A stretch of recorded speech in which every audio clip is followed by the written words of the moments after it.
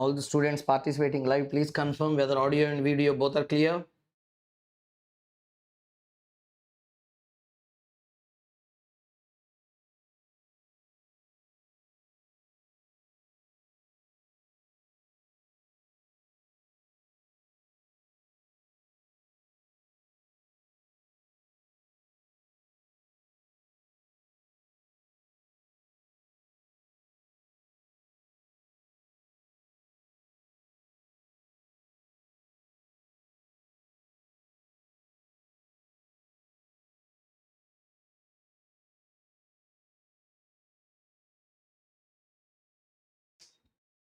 Please share this to all your friends here in all the groups, the link for the live, so that everyone can join.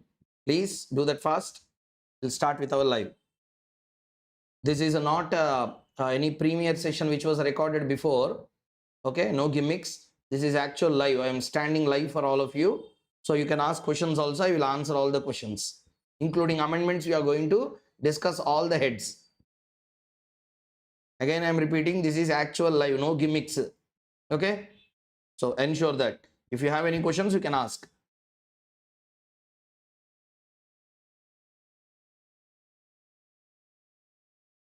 I'll wait for 2 minutes, 2 more minutes, 7:15 exactly we'll begin.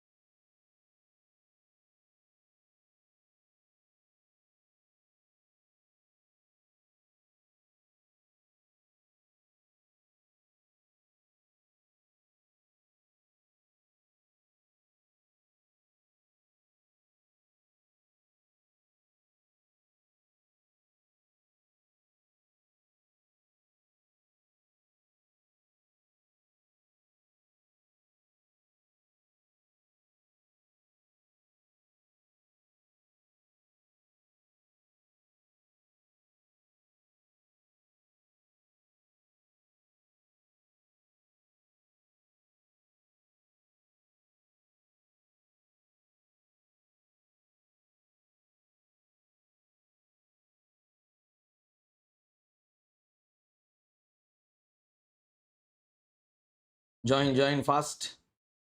TDS TCS tomorrow. Okay, TDS TCS tomorrow. TDS TCS PGBP 100 adjustments tomorrow. 1 hour I will complete everything. Except those, I will cover all the hits today. That's why listen to one video I uploaded already. What I am going to cover, I said in that video very clearly.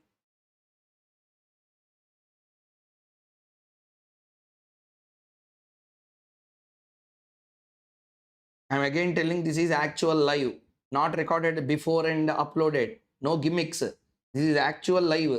So that's why I'm answering your questions also. Okay. So because yesterday students are messaging in groups also. Sir, this is recorded session, recorded session. Live. Actually, I'm standing for live now. So we are going to do good amount of revision. If you have to do, if it takes 7-8 hours, we will be doing that in 3 hours. 30 marks we are going to cover. And law paper, if you see, all expected guess questions what we discussed in the class came in exam. Sweat equity shares came. Yes or no, everyone? Those who have done with law with me, you will know. Almost thousands of students have done law with me. You will know whether the questions have come in the exam or not. Whether you take FEMA, whether you take deposits, whether you take meetings, whether you take dividends, whether you take share capital, whether you take prospectus section 28. Yes or no, everyone?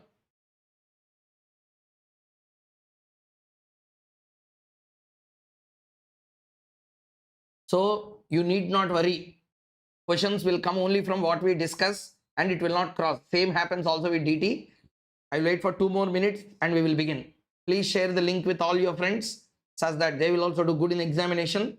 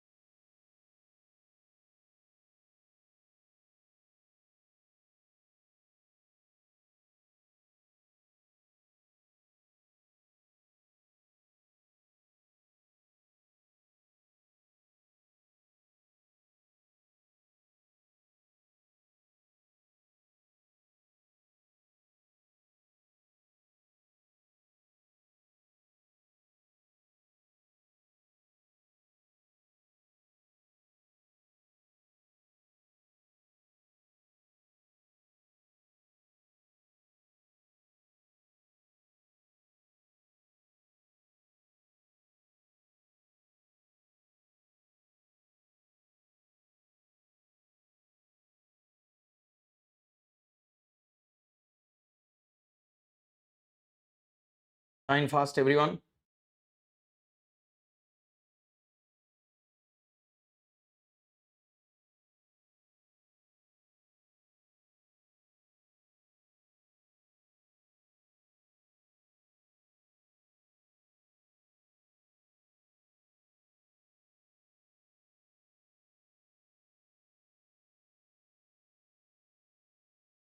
Okay. Yeah, let us begin. First of all, I request all of you, share the live link with all your friends, and whatever we have done for law and how the questions came in examination. Okay, how the questions came in examination for law, whatever the expected guess questions that we have discussed, expectations or conceptual discussion we made in the class, same how it got repeated in exam. Okay. Therefore, my point is very clear to understand that DT also we are going to repeat the same again, Monish. Okay, that's what I said at the beginning of the video. This is not a recorded gimmick session. This is a live. Sir, don't read comments. I think this is recorded. Idi recorded. Idi recorded. So this is not a gimmick session. This is actual live. I came for you to clarify the doubts. I will sit with you for 3.5 hours. We will complete and we will close. Okay. Sir, okay. Shall we begin?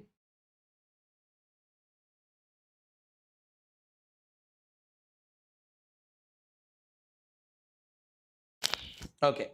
First, what you should not do. What is the mistake that you will commit? Let me first motivate you with regard to the DT paper. How the approach should be, what mistakes students are doing. Okay, let us first understand that what is the mistake that you are committing. You are following the trend. And May 25 something came, May 26 something came, or Jan 26 something came. Therefore, like this, it should get repeated. First, if you do this, failure ki step number 1. Because you will go by trend, they will not follow the trend. Same happened in CA final AFM paper, also in audit paper. That's all they are crying today. Same thing. Please do not do that mistake. At least you change the trend. Don't go by trend. You complete everything. Definitely every trend will be according to you. I think you understood what I said, everyone. You understood my statement. I want reply. I want a reply, everyone. Okay. So my point is, don't follow the trend. Trend won't get repeated. Unnecessarily you will suffer in exam hall. Okay. Don't follow. Complete everything. Okay. Put efforts to complete all the points in the syllabus, such that whatever you covered will be in the trend. Whichever trend institute may follow. Okay. Number 2. The first secret of success is belief. Put belief in you. That means, yes, I can complete everything in the next 3 hours. Whatever sir discusses now, my mind is completely ready to absorb it, such that you need not do any kind of extra exercise after the session. I'm really telling you what I'm going to cover. Let me first put before you. First, I will start with salaries. Next, I will start with IFHP. Next, I will start with capital gains. Next, I will start with IFOS. All these will come for somewhere around 25 marks in examination. Are you understanding? Along with that, 1 or 2 extra points also I will discuss. As I said, PGBP, you should not waste time for that particular chapter today or tomorrow. Don't waste. PGBP, then what I should learn? You should learn selective sections in PGBP. Selective sections in 32, 35, 35AD, 35D. Okay. After that, 37, 36, 40, 40A, 41 and 44. These all selected sections you have to cover. This I will be covering for you tomorrow. Okay, fastly. Except section 32 depreciation, all the other points I will be covering in just 5 minutes to 10 minutes each section. 1 hour I will spend, plus 100 adjustments in PGBP you need to learn. How many? 100 adjustments. I have covered past 20 papers in DT. How many papers here? Past 20 papers in DT. Okay, in the 20 RTP, MTP, past papers, study material, all are there. All from that, I compiled the best unique 100 adjustments and I made a document also. Tomorrow we will sit on that. 10 minutes we will complete all the 100 adjustments. Exam adjustments will come from the document. Okay, so forget about PGBP headache. Today target is not PGBP. Those who sit in PGBP today will be a fool because they can't complete the PGBP. All other chapters will be in stake. Everyone, are you all agreeing with me? All the students in live. This is an actual live. I will clarify your doubts also as and when we proceed. I want a reply from all of you. No silence.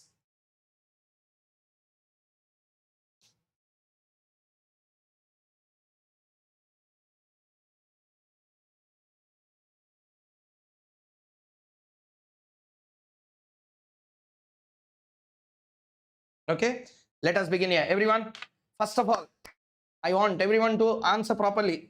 First thing, shall we start with the chapters? We are going to start with our marathon, 30 marks marathon, 3 hours time we are going to put. First, we are going to start with salaries chapter, shall we? Concept revision we will do. Okay, concept revision, once you complete, automatically problems you will be able to solve. So first we need to have a full conceptual grip on the concepts. Clear?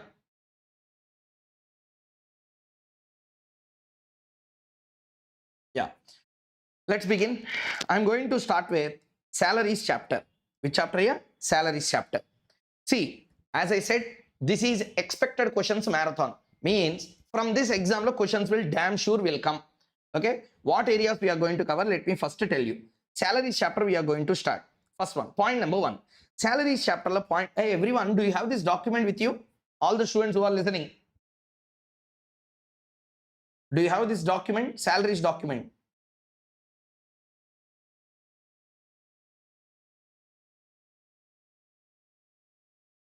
Okay. Just a minute. Check my Telegram group. You will find a document.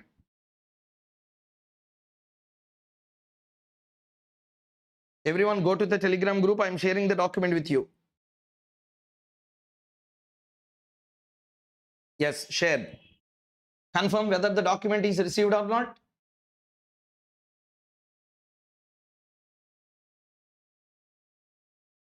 Kindly confirm whether you saw the document in the Telegram group.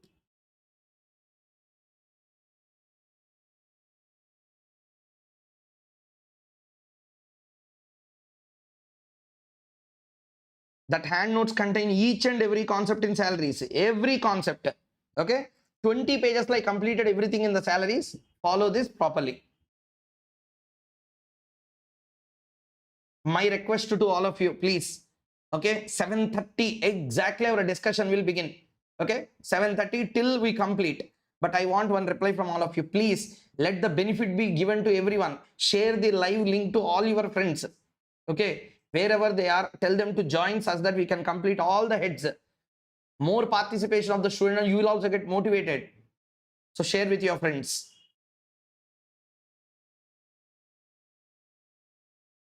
First of all, confirm document is received by all of you.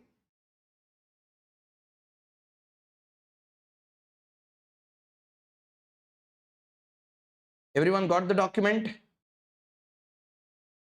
Reply. Everyone got the document? Don't waste time in residential status and other small concepts. Now, this is not the time to do that. Okay. Residential status and all these things you have to put on the last day. Give importance to the golden chapel. Okay. Importance should be given on the basis of the value of the chapter. First, complete all the heads. Confidence will come. Later, residential status you can read at the last. First, we are going to start with heads. Okay. In my Telegram group, the document will be available. Please get it done. Okay. Now, we are going to start with our discussion on heads of income. Yeah, it's now time to go. Let us begin, everyone. Yes, tomorrow also I will come. PGBP, that 100 adjustments already uploaded. Okay, I will re-upload that, but those sections are there, that we will cover. Anyway, please listen first. Let us start. Now we are going to start with revision on salaries chapter. Revision of what chapter? Salaries chapter. Okay, now listen. Charging section. Salary will be taxed on due or receipt basis, whichever is earlier. Sir, what do you mean by due or receipt basis? In exam, they will give a question like this. Okay, salary is paid on 4th of every month. Salary will be paid on 4th of every month. Then what will happen? You will be receiving March month salary in the month of April. Correct? then you should not tell that I did not receive salary for March. Correct?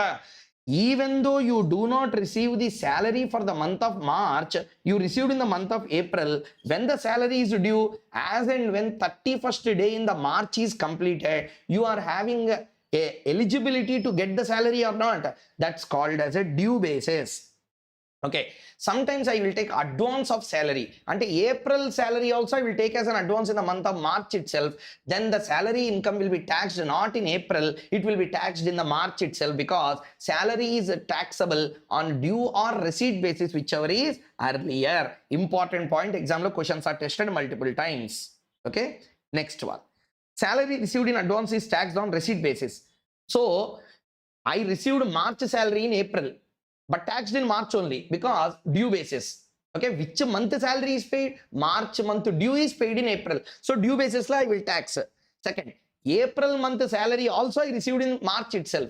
Now I will tax April month salary also in this year only, because salary is taxed either on due or receipt basis, whichever is earlier. Point number 1 is completed. Advance also taxable. Okay, next. Salary due is taxed though in arrears, but not taxed again on receipt. Here 2 important points are there. If salary is received in advance, taxable on receipt basis, again not taxable on due basis. Salary which is taxable on due basis, again not taxable on receipt basis. And how to understand? Advance salary we listen. Now listen to the reverse one. March salary received in April. But what you will do? March salary is received in April. You are only telling that it is March month salary. So March loan we will tax it. Again in the April, you will not tax it again that particular amount, because already that amount is taxed in March itself, though received in April. Okay, what? Next, salary advance versus advance against salary. Salary advance means salary advance is a salary. Advance against salary is a loan.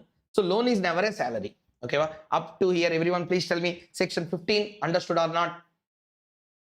I want every one of you to reply fast. Did you understand?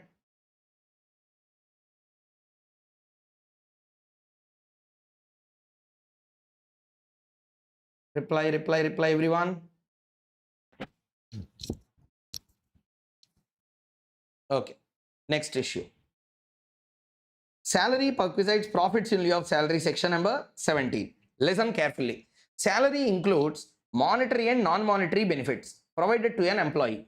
Salary of an employee need not be always in monetary form. It can be either in money form, it can be in kind form. For example, I will give you salary, I will give you bonus, I will give you dearness allowance, I will give you compensatory allowance, I will give you a car, I will give you a driver, I will give you a gas cylinder, LPG cylinders. Okay, I will be giving you air conditioner, I will be giving you furniture, I will be giving you accommodation. All these examples, whatever I said, are not in money form or in kind form. Those are also called as salary only, taxable as perquisites. That's the important discussion we are going to do. So, salary includes what? Salary includes wages, money paid, pension, money paid after retirement, gratuity, money paid at the time of completion of your employment. Any other fees, you call it in any name, fees, commission, perquisites, profits in lieu of salary, salary advance, everything will be treated as salary only. So question, perquisites now you said sir just now, a gas cylinder facility, driver facility, car facility, all these things. Then what is this profits in lieu of salary? Question will arise now.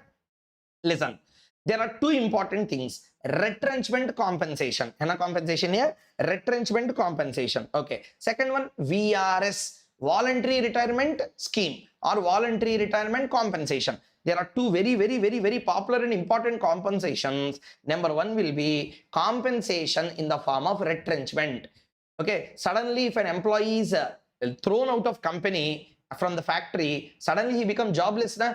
They have to pay a compensation called as a retrenchment compensation. Retrenchment compensation is a money paid for not getting the salary. You didn't understand. See, normally a worker is working for wage every month.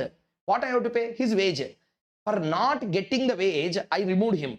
As a compensation, I am paying some amount. Means what? It is an amount paid instead of paying the salary. That's called as a profits in lieu of salary. Clear everyone? Same thing. Profits in lieu of salary, two items are there. Retrenchment compensation, voluntary retirement compensation. Everyone please give a reply. Understood the point or not? I want full reply. Everyone. Understood or not?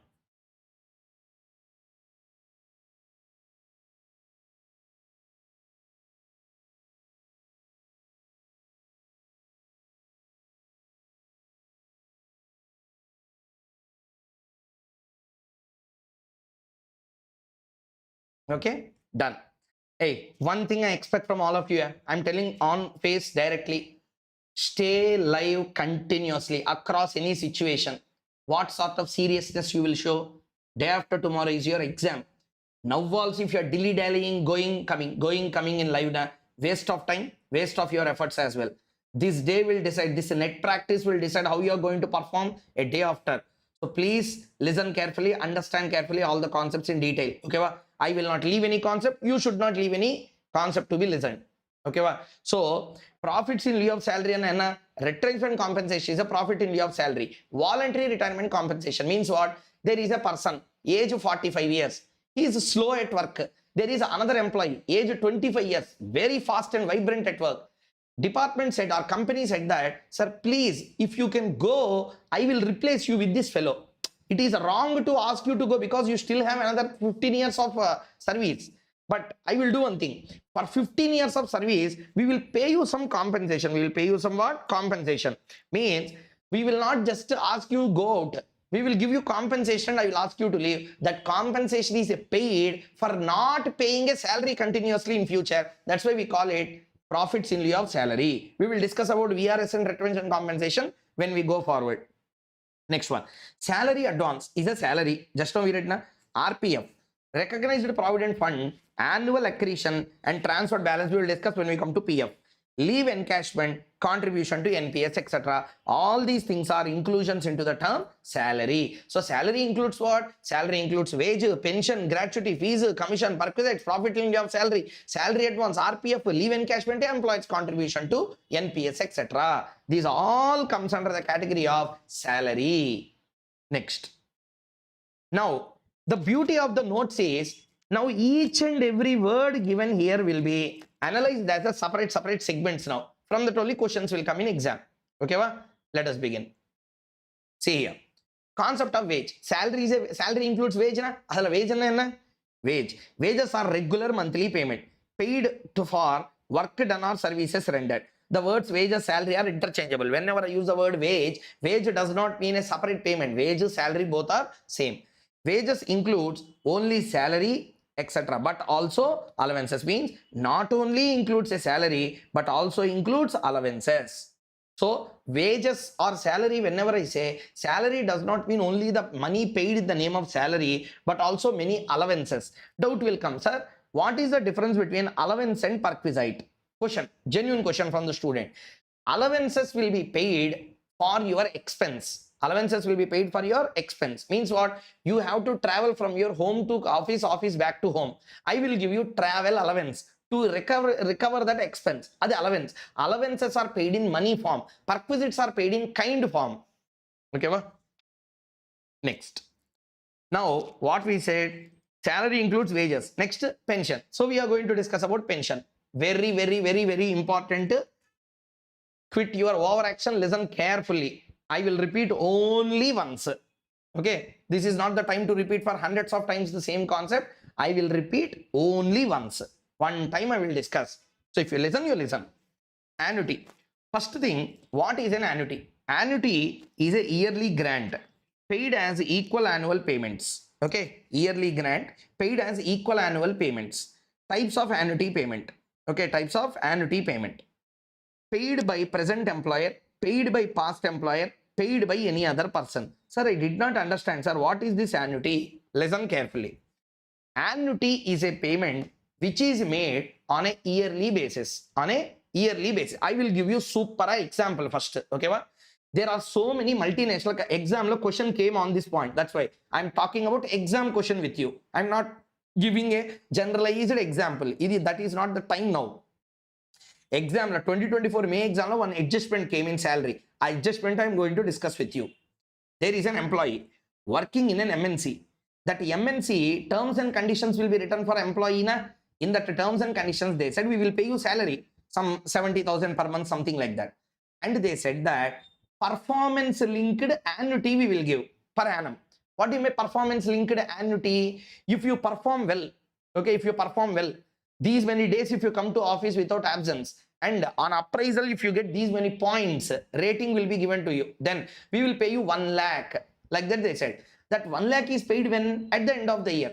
So annuity means yearly grant paid as an equal annual payment. That will be taxable or not taxable is a question. Annuity received from present employee, taxable in the head salary. If you are receiving it from a past employer, it will be taxable as profits in lieu of salary, because employer-employee relationship has already cut. Okay, next. Paid by any other person, taxable under the head IFOS. Very, very important. So in examination, they will intentionally ask a question. Annuity received. What you will answer? Annuity received from present employer, taxable. Past employer, profits in lieu of salary. Again, salary chapter taxable. And if it is from any other person, if you receive any annuity, taxable under the head income from other sources. Sir, give me one example, sir. What is an annuity? Interest received by you yearly basis. Yearly you are receiving interest. What is it? Annuity, taxable under the head IFOS. Over. Annuity completed. Next, pension. Very, very, very, very, very, very important. Mark it very important. Expected question for the exam. Whenever I say expected, you should mark it important. If you don't mark it, you are digging your own grave. So pension. So what is a pension? Pension is a periodic payment made by whom? CG, SG, employer to its employee. For past service and is paid after retirement. See, 4 points I have written. Pension is what payment? Not one-time payment. Periodic payment. Made by whom? Payment made by whom? Either central government to its employees, state government to its employees, any other employer to its employee. Okay. For what? For service already rendered, past service, and paid after retirement. Pension is of 2 types. Uncommuted, commuted. Sir, what is uncommuted? What is commuted? See, when you are working, from your salary, some percent will be deducted in the form of PF. A PF will be again broadly divided into 2 parts. Pension part, literally PF part. A pension part, every month it will get accumulated. Na? You will be working 12 months in a year. Like the 30 years you work. 360 months, PF will be deducted from your account. PF again 2 parts are there. Pension part, proper provident fund part. Pension part, some amount will be diverted. Provident fund part, some amount will be diverted. A pension part you will receive. Na? Why they will be diverting towards pension? When you retire and leave the company, and you retire completely at the age of 58 or 60, regularly from that amount, they will pay you some 40,000 to 50,000, 1 lakh, depending on your last wage that you received at the time of retirement, they will pay you pension. But in India, most of the middle class families I'm talking, which is very popular, that's why they made this. When they reach an age of 58 years at the time of retirement, generally their children will come up for the age of a marriage, or children's higher education in any other country, like that it comes for them. Therefore, most of the Indian employees, what they're doing, they will tell, I don't want, that's a sacrifice of the parents, a greatness in this country. What they will do, they will tell that no problem, even if I don't receive a regular receipt after my retirement, but my daughter or my son, daughter generally for education or for marriage, son generally education, because the marriage time that much of expenditure these side of persons won't keep, but daughter marriage, a father always wanted to conduct the marriage in a grand way. So that's a general wish of any parent. So what they will do, they will tell that even though I don't receive a pension after my retirement, let me suffer, but no problem, let my daughter get married in a grand way. They will tell, I want a lump sum amount from the pension amount. Are you listening? Everyone, are you all listening? Clear?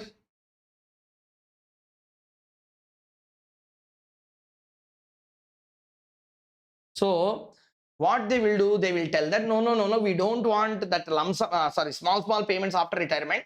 I want lump sum amount today itself. They will get PF lump sum, pension lump sum also. But pension lump sum they call commuted. Pension lump sum is called as commuted. So that's called as a commuted pension. Okay, that's a lump sum receipt. Some path they will tell that I will go for uncommuted. Means what? Whenever you retire, employer will ask you, sir, how much you wanted commuted, how much you want uncommuted. If they say 70% uncommuted, 70% commuted, 30% uncommuted, your pension generally per month is 50,000. 70% what you are doing? Commutation. Means what? That 70% into that 70% into 50,000, 35,000. Generally, life expectancy is, say, for example, 75 years. You are at 60. For 15 years, they will multiply. 15 into 35,000, 5,25,000, they will pay you bulk amount today itself. Whatever the balance 15,000 is there, that will be paid in a small regular monthly payments. They will make the payment. Everyone understood the discussion clearly? This is how commutation and uncommutation will be there. But taxability we need to see. Pension. Commuted pension I will discuss in the next page. Uncommuted means regularly you will receive pension. Fully taxable to all employees. Means pension is a taxable income. First point. Next, commuted pension. What pension here? Commuted pension and a lump sum receipt. Employer is a CG, SG or local authority or a statutory authority. Fully exempt under 1010A. The greatness of government employees. Next, any other case means your employer is not a CG, SG, LA, SA. In that case, taxability depends on receipt of gratuity. Means, are you receiving gratuity also? No, sir, I am not receiving gratuity. Therefore, more amount is exempted. Are you receiving gratuity? Yes, sir, I am receiving gratuity. Then less amount is exempted. Less amount is exempted. See here. See here. Taxability depends on receipt of gratuity. Gratuity not received. Gratuity not received. Then half into commuted pension divided by commutation percentage. Half into commuted pension divided by commutation percentage. If gratuity is received, 1/3 of the commuted pension divided by commutation percentage. Like this, if you see, there might be a chance you might not understand. So what I will do is I will show you one question also. This is expected question, one of the question. Please see this adjustment first. We will start doing one solution as well for getting more clarity. Participation of all the students is mandatory. Please listen carefully to all the concepts.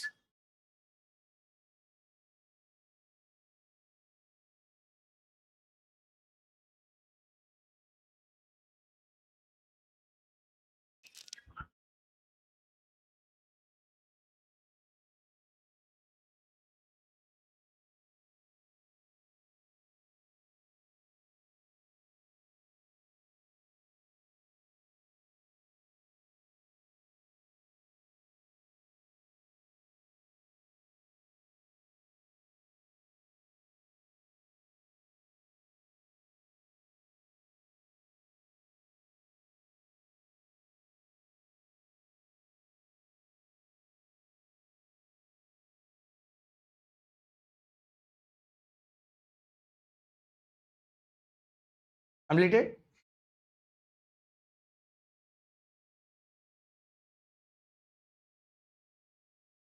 Completed? Everyone? Okay. Listen, now I will tell you how to solve the questions also in this. See here. Mr. Sagar, who retired on 1/10/2025 is receiving 5,000 per month as a pension. On 1/2/26, he commuted 60% of his pension and received 3 lakh. So for 60%, he already received 3 lakh as a commuted pension. On 1/2/2026, you are required to compute his taxable pension, assuming he is a government employee. If he is a government employee, uncommuted pension, you can observe clearly. Retired on 1/10, receiving 5,000 per month as a pension. 5,000 per month he received pension, 60% he has commuted, 40% uncommuted, 40% into 5,000, 2,000. Okay. So 2,000 and you will be receiving it. Let us understand how to make the computation. If you are a government employee, uncommuted pension fully taxable, commuted pension will be exempted. So let us see. October to Jan. See, uncommuted pension. Up to when you did not commute? October, November, December, January, I did not commute. Means I received 5,000 into 4, 20,000. See the answers also. Okay. But on 1/2, I commuted 60%, 40% is uncommuted. So 5,000 into 40%, 2,000, 2,000 into 4, 4,000. Total I received 24,000. That is fully taxable because it is the uncommuted part. Whether you are government or non-government, it will be taxable. Commuted part is exempted. If he is a private employee and received gratuity, received gratuity. So if you are a private sector employee and received gratuity, uncommuted pension same 24,000. Commuted pension, how to calculate a question? Please listen carefully. Commuted pension, you received 3 lakh. Where it was given? See, he received 3 lakh as a commuted pension. But everything is not taxable. There is an exemption. Since you received gratuity already, 33% exempt. 1 by 3 means what? 33. If you do not receive gratuity, since you did not get that benefit, 50% I will give you exemption. 50% of what? 3 lakh divided by 60% will come to 3 lakh divided by 60%, 5 lakh. 5 lakh into 1/3, 1,66,667 exempted, balance 1,33,000 will be taxable. So taxable pension will be 133,333 for commutation, uncommuted 24,000, during the year 1,57,333 is taxable. Okay, next, he is a private sector employee and no gratuity. In that case, 1/3 will be substituted with 1/2 and 33.33 will be substituted with 50. 50% of 5 lakh will be 3 lakh. 3 lakh exempted. So what will be the taxable part? 24,000. Okay, 3 lakh. Oh, sorry, half lakh. Okay, very sorry.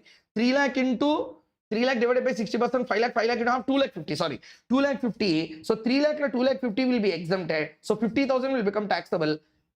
24,000 uncommuted part. 50,000 commuted part, totally 74,000 will become taxable. Okay, sorry, is that 3 lakh? I thought 3 lakh 50,000. So 3 lakh divided by 60% will be 5 lakh. 5 lakh into half will be 2 lakh 50. Okay, 3 lakh is commuted part, 2 lakh 50 is the exempted part, totally 50,000 is taxable, 74,000 will be the total taxable part. Everyone in the class, please answer. Did you all understand the pension part or not?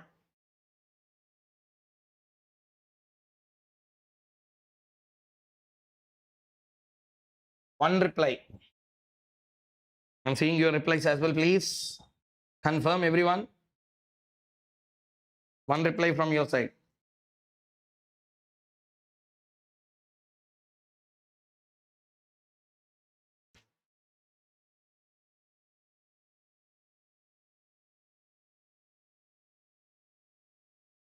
Okay, next. So now we understood the taxability of pension. Next one, gratuity taxability. Gratuity is a payment made as an appreciation for services rendered. Concept, let us leave directly. Let us go into computation part.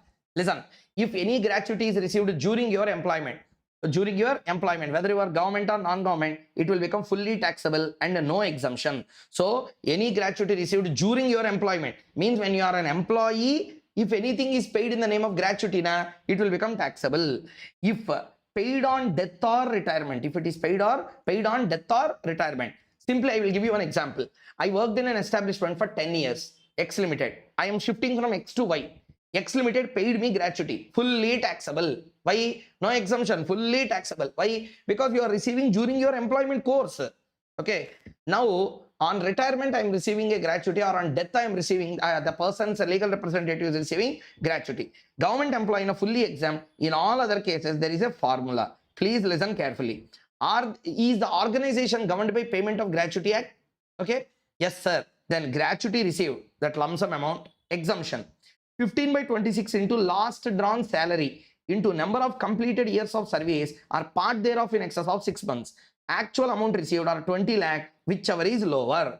See, listen carefully to the discussion. Point number 1, 15 by 26 and a half month, working month. 4 days, Sundays you remove. 15 by 26 into LDF, last drawn salary, into number of completed years of service. Number of completed years of service. What do you mean completed years of service? How many years you completed? 25 years and 7 months.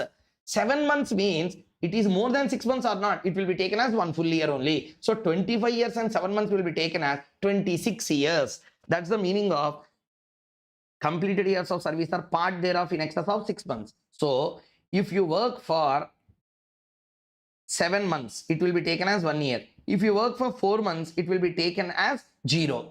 Means that year should not be counted. Means if I work for 26 years and 4 months, it will be taken as 26 years only, not as 26 years and 4 months. Okay. Next, actual amount received, whatever the amount you received, 20 lakh, whichever is lower. If you are governed by Payment of Gratuity Act. If you are not governed by Payment of Gratuity Act, they will not give you 15 by 26 into last drawn salary equation. They will take half into 10 months average salary, and a 10 months salary divided by 10. 10 months salary divided by 10, the same salary will come. Fool only will talk like that. Monthly, if there is a change in salary, for example, April to June, I receive 10,000. July to September, I receive 25,000. Like that, if you receive now, monthly, it is changing. So 5,000 into 2 months, 10,000. 25,000 into 4 months, 1 lakh. Like that, all you add divided by 10, you will get an average salary.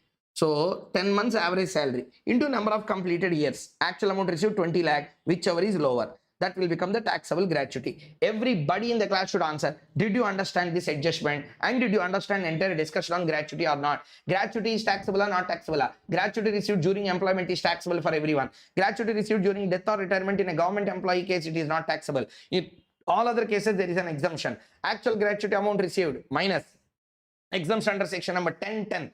15 by 26 into last done salary into number of completed years of service or part thereof in excess of 6 months or actual gratuity received at 20 lakh, whichever is lower. In all other cases, half into 10 months average salary into number of completed years of service. Here, number of fully completed years, part thereof in excess of 6 months concept means even if you work for 7 months, I will not count. Full year completed, I will be taking in this case. Actual amount received in 20 lakh, whichever is lower, that will become the exempted gratuity. The balance becomes taxable. Everyone, please reply. Did you all understand the discussion clearly or not?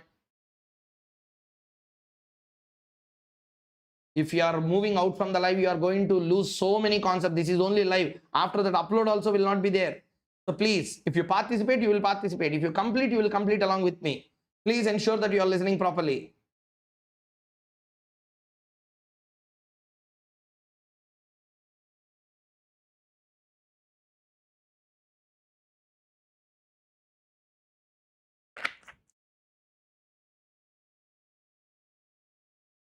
Okay, next. Now question will come. Sir, here you are using the word salary. Okay, last on salary. What is a salary? If you are a Payment of Gratuity Act governed employee, salary means salary plus DA. If you are a non-Payment of Gratuity Act employee, salary means a salary plus a dearness allowance only if it is in terms. Okay, any dearness allowance which is the forming part of retirement benefit in terms and commission percentage of turnover, not 5,000, 6,000 monthly commission illa, percentage of turnover commission. But in case of any other POGA employee, means Payment of Gratuity Act, if you are governed, salary means salary plus DA only. So gratuity exemption of 20 lakh is for all employers in aggregate. All employees in aggregate. Means what? If you are receiving from 2-3 employees, all put together 20 lakh, not from each. If exemption is claimed already to some extent in any previous year, that amount is reduced while exempting the gratuity. This question is one among. Mr. Ravi retired on 15/6/25 after completing 26 years and 8 months of service and received gratuity of 15 lakhs. At the time of retirement, salary was 50,000 per month, dearness allowance at 10,000, 60% forming part of retirement benefit. Commission 1% of turnover, 1 crore 20 lakhs is the total turnover in the last 12 months. Bonus 25,000 per annum. Compute the taxable gratuity assuming he is a private sector employee governed by POGA. Private sector employee not governed by POGA. He is a government employee. These are questions. 1 minute time I will give. Please read the question properly. We will go with analysis and then we will complete this gratuity concept and then we will be going into the next segment of discussion. Salaries chapter 8 marks question will come. Please listen carefully to all the points. 1 minute time I will give. Not more than that. Please follow the live and complete it.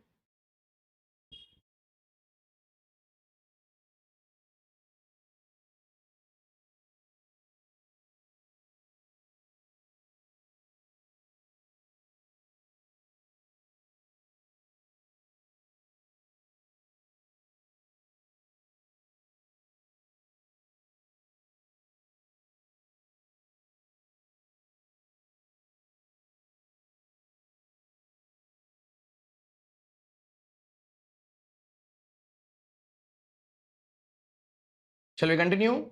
Time up.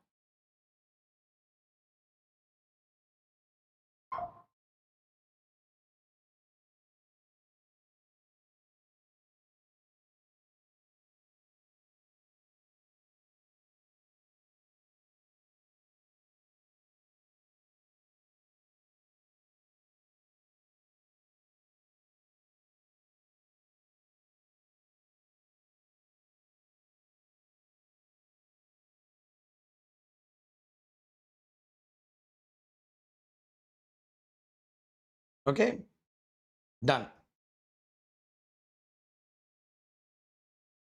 Let's see. So read the question now. Mr. Ravi retired on 15/6/25 after completing 26 years and 8 months of service and received a gratuity of 15 lakh. At the time of retirement, his salary was basic salary 50,000 per month, dearness allowance 10,000 per month, 60% forming part of retirement benefits, and next one will be commission, bonus, taxable gratuity is asking. Means after reducing the exemption part, how much amount is actually taxable, he is asking in this. Let us do that particular thing in clear way. See, if he is a private employee and he is governed by POGA, salary for the purposes means basic plus DA, basic and DA. Okay, basic plus DA. They did not tell what is forming part of retirement benefit. Basic plus DA, full DA, whether forming part of retirement benefits or not. 60,000. Exemption 20 lakh. The actual 20 lakhs is the maximum amount. Actual amount received. Here they have given how much he received, 15 lakh, or 15 by 26 into last done salary into number of completed years of service. So 26 and 8 months will be written as 27 years. So into 27.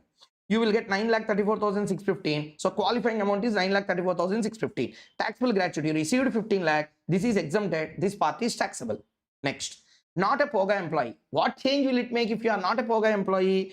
Basic plus DA, only forming part of retirement benefits we will take. In this way, it will be reduced. And commission as a fixed percentage of commission will be received. So 1 crore 20 lakh into 1% divided by 12, 10,000 monthly you will receive. 66,000 is your salary in this case. In this case 60, in this case 66,000. Exemption 20 lakh, 15 lakh common. Half into 66,000. Sir, why sir 66,000? You said some 10 months average. 66 into 10.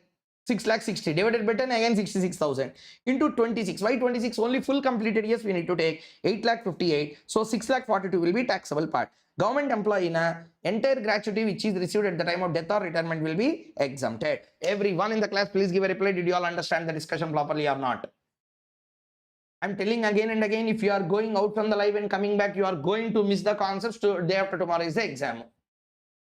And we are going to cover all the important points in this particular case. Okay. So everyone, please give a reply as well. Vishal is asking a question. Can we take it as a full year? Second case, we will take it as a full year. Yes, sir, yes, sir, yes, sir. Next one. Matanki, yes, sir. Next, Abhita Shekhar. Hi. Hi. Abhita, hi. Next, Uma Maheshwari. Yes, sir, yes, sir, yes, sir. All are giving yes, sir. Okay. Everyone, clear with the gratuity part?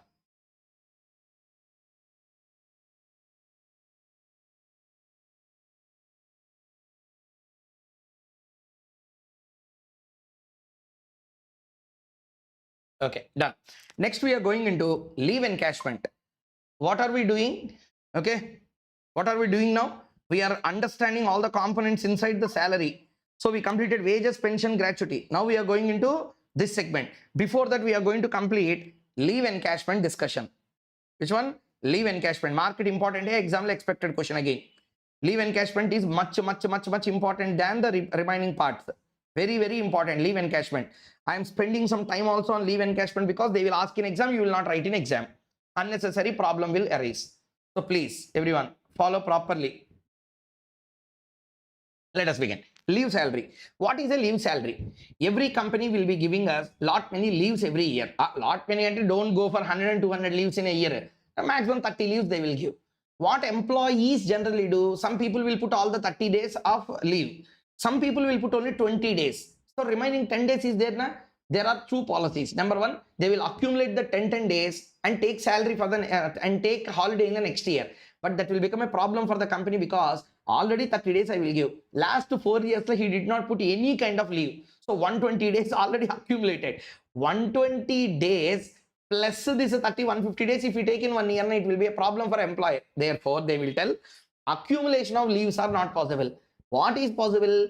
Whenever I give you salary, okay, for whatever the number of days, you did not put the leave. If you would have worked during that, what salary I will pay, that much salary I will pay you. Okay, but leave salary should be given some encouragement. What do you mean leave salary should be given encouragement? Actually, I need to take holiday 30 days, but I still worked in the company. When I worked in the company, you should appreciate my honesty or not. Government said that I will do one thing. Leave salary you receive, that's called as a leave encashment. On that, I will give you an exemption. Not fully, some part I will give exemption.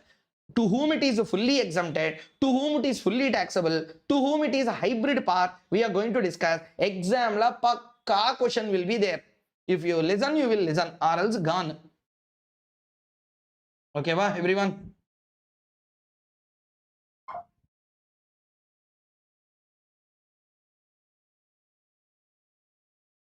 Okay, now see, it means encashing unavailed leave, taxability and exemption. Received during employment, fully taxable. Means what? Any amount of leave encashment you receive during employment, fully taxable. Any amount received at the time of retirement, if you are a government employee, fully exempt. But if you are any other employee, exemption will be to the following extent. Important, please listen. You will do mistake in exam unnecessarily, it will cost one attempt. Please. Okay? See there. Leave credit into average salary per month. 10 months into average salary per month. Actual amount received 25 lakhs, whichever is lower. Like this, if you read nothing, you will understand. So I gave you full analysis. So please listen to the discussion. First, leave credit. Leave credit. How many leaves you are having credit? Average salary per month. Average salary per month. 10 months into average salary per month. Next, actual amount 25 lakh. So two things are easier. Leave encashment received some amount. Actual amount, that amount 25 lakhs standard amount. Up to there, okay. These two are difficult. In this, there is one common word. Average salary per month.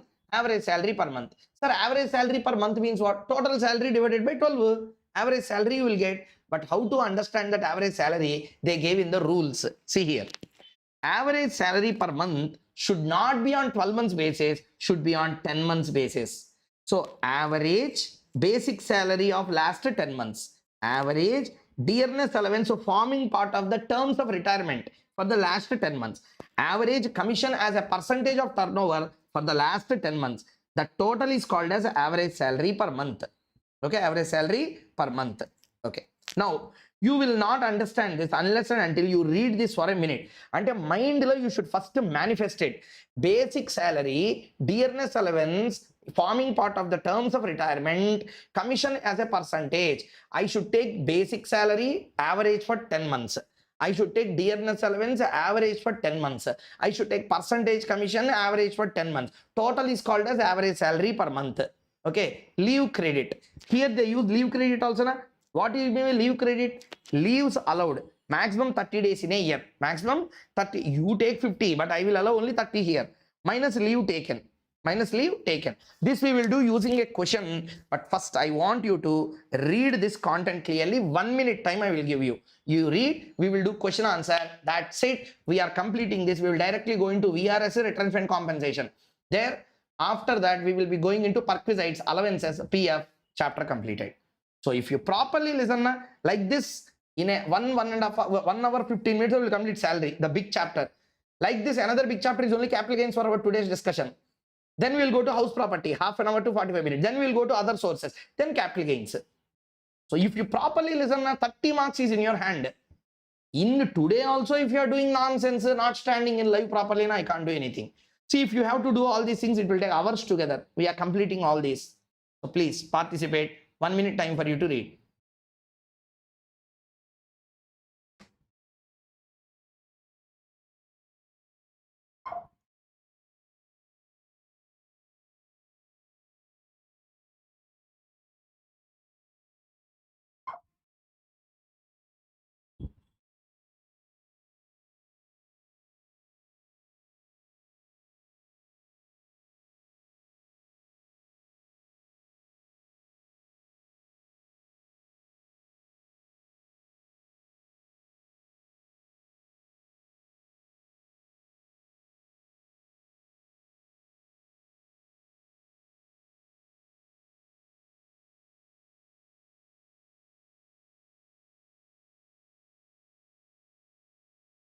Everyone completed?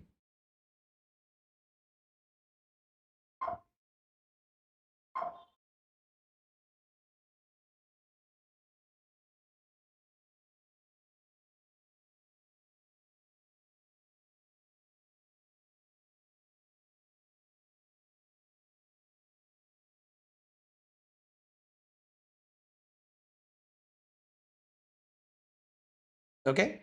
Yeah. Rather than reading this way, you read 100 times, you won't understand. There are 2 questions given in exam. 2 exam questions are there. Let us do those exam questions to get more clarity on this discussion. Okay, wa? See this question.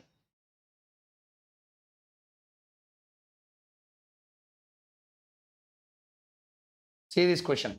Everyone, if you have any doubts, I will check the chat box. Advance salary means salary received in advance. Yes.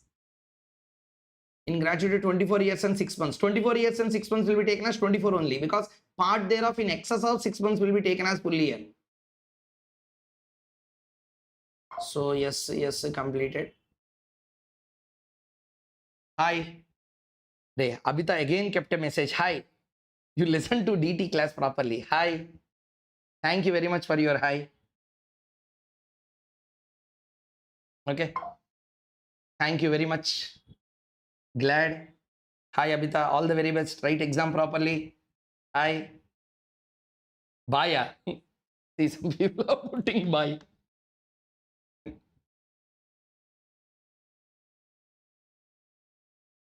Day after tomorrow exam. Please be serious. You don't have exam. See what they are putting message. He is putting she don't have exam tomorrow. Then what you are going to write? Story, yeah? Another person is asking, what do you mean by provided in terms? Provided in terms, not terms of retirement. Okay.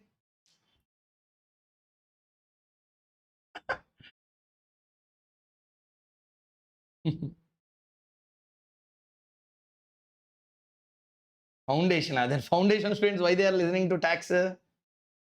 Okay. Sorry. Let us continue. Okay. So you read the question. Mr. Gupta retired on 1/12/2025 after 20 years of his service. Hey, remember that service period. 20 years of service. Received a leave salary of 5 lakh. So 5 lakh is the actual amount received. Other details of salary income. Basic salary 5,000 per month. 1,000 was increased with effect from 1/4/2025. Okay, 1/4/2025. So previously it is 4,000. Now increased to 5,000 from 1/4/2025. Okay. Dearness allowance 3,000 per month, 60% is in terms, and 1,800. Commission 500 per month. Bonus 1,000 per month. Commission percentage only we will take. The per month commission we should not consider as a salary. Bonus 1,000. Leave availed during service 480 days. He was entitled to 30 days leave every year. You are required to compute his taxable leave salary, assuming he is a government employee, assuming he is a non-government employee. Okay, va? Yeah, question. Okay, let us continue. So first point number 1, if he is a government employee, leave salary received by a government employee at the time of retirement is fully exempt. Nothing is taxable. 5 lakh exempt. If he is a non-government employee, a problem will come. Leave salary received minus exemption. Actual amount received 5 lakh. Standard deduction allowed. Maximum allowed 25 lakhs. Leave credit and 10 months average salary. See here, they have given a leave credit into average salary per month, 10 months into average salary per month. Both we need to do. And the first working note is what? Average salary per month. See here. Please concentrate. See here. Average salary per month. So what is a salary? Basic plus DA forming part of terms and commission as a percentage. In this case, employee salary for all 10 months is not same. Last 10 months before the retirement. You should take last 12 months before retirement. When he retired in the question, he retired on 1/12/2025. 1/12/2025, go back 10 months.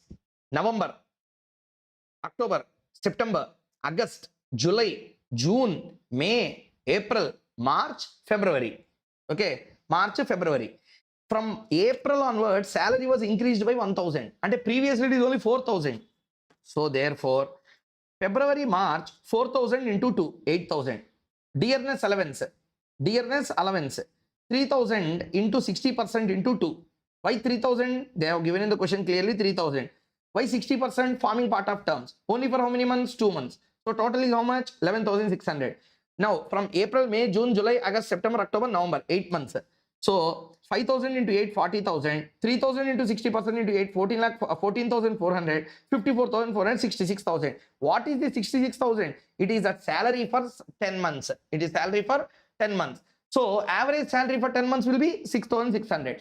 10 months into average salary. 10 into 6,600, 66,000. That's how we got the fourth point, 10 months average salary. How much? 66. Next one. What is the first one? Leave credit into average salary per month.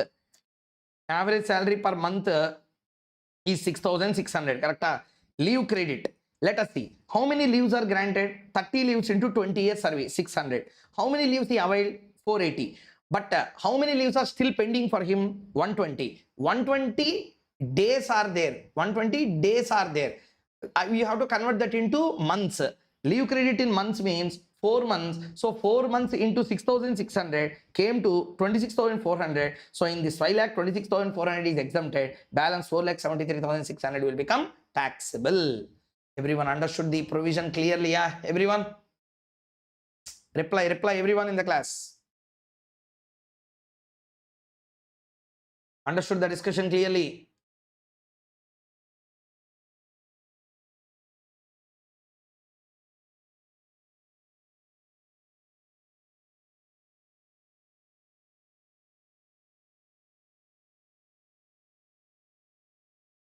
Okay, that's it. Next one. After this, the next discussion we are going to do is special aspects. Okay, taxability of retrenchment compensation. Retrenchment compensation, I told you, suddenly when a person is removed, he will be paid some amount as a compensation for not getting salary. It's a profit in lieu of salary. But how much is taxable and how much is exempted? Let us see. Amount received as retrenchment compensation, exempt under 1010B. Standard amount of 5 lakh, compensation as per, okay, Industrial Disputes Act, that amount. What is the compensation as per Industrial Disputes Act? 15/26 into average salary for 3 months into number of completed years of service or part thereof in excess of 6 months. Salary means what? Basic dearness allowance in terms, and commission as a percentage of turnover, and taxable allowances and perquisites also will be included. Okay, important. That's why they will ask in exam. You will not read, they will ask. Okay, again I am starting. Retrenchment compensation amount received minus exemption, standard amount of 25 lakh, 5 lakh maximum, or compensation decided as per industrial disputes. What is the compensation? 15/26 into 3 months average salary. And the total salary you take for 3 months, you compute it, 3 months average salary, number of completed years of service or part thereof in excess of 6 months. Okay, this is retrenchment compensation. Voluntary retirement scheme. Voluntary retirement amount received, exemption under 1010C, 5 lakh, same. Actual amount received, salary per month into 3 months into completed years of service, the same as retrenchment. Salary per month into 3 months we need to take. But here, part thereof in excess of 6 months will not be there. So fraction will be ignored. And even if you work for 29 years, 11 months, 20 days, I will consider it as 29 years only. So salary per month into number of balance months in service, that will become the taxable VRS. Here also salary means basic dearness allowance in terms and commission. Taxable perquisites and allowances are not included. So on VRS also we have one question. Before that, please read this content clearly. Read this.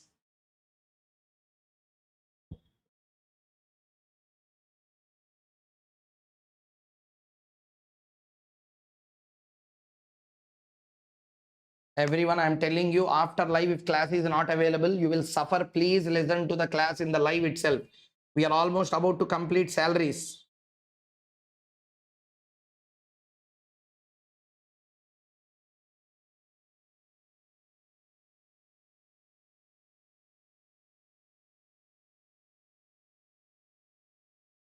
Read this properly.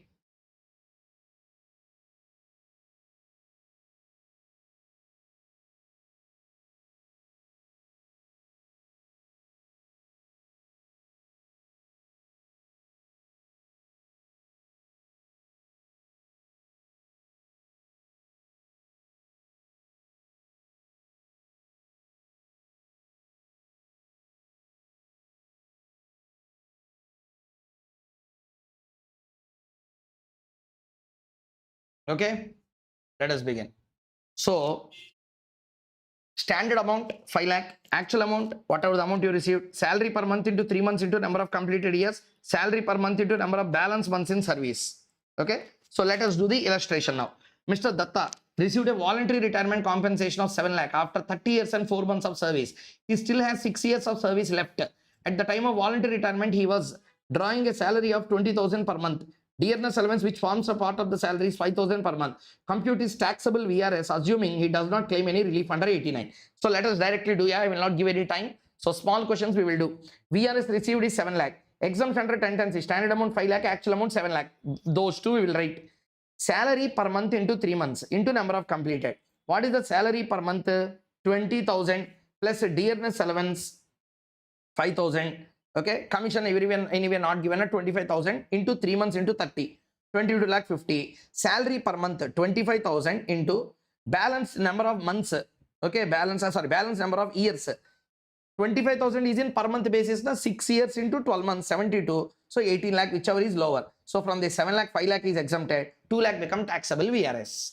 Everyone please say one yes. Did you all understand or not?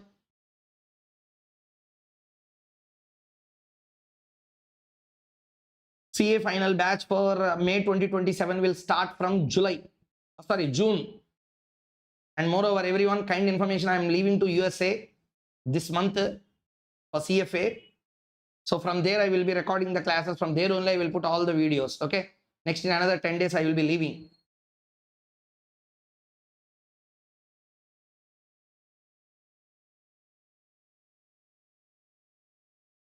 So I hope that everyone is having a clarity up to here, all the points, whatever we have discussed. Okay. So the voluntary retirement compensation is well deserving a part in examination. There is every single chance that they can ask a question on voluntary retirement compensation as well. Okay.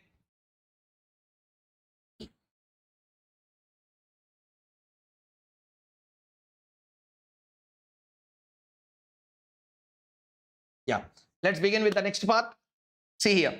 Now we are coming into the king of this chapter, Perquisites. So what is the Perquisite? In this, there are totally these many segments we need to discuss.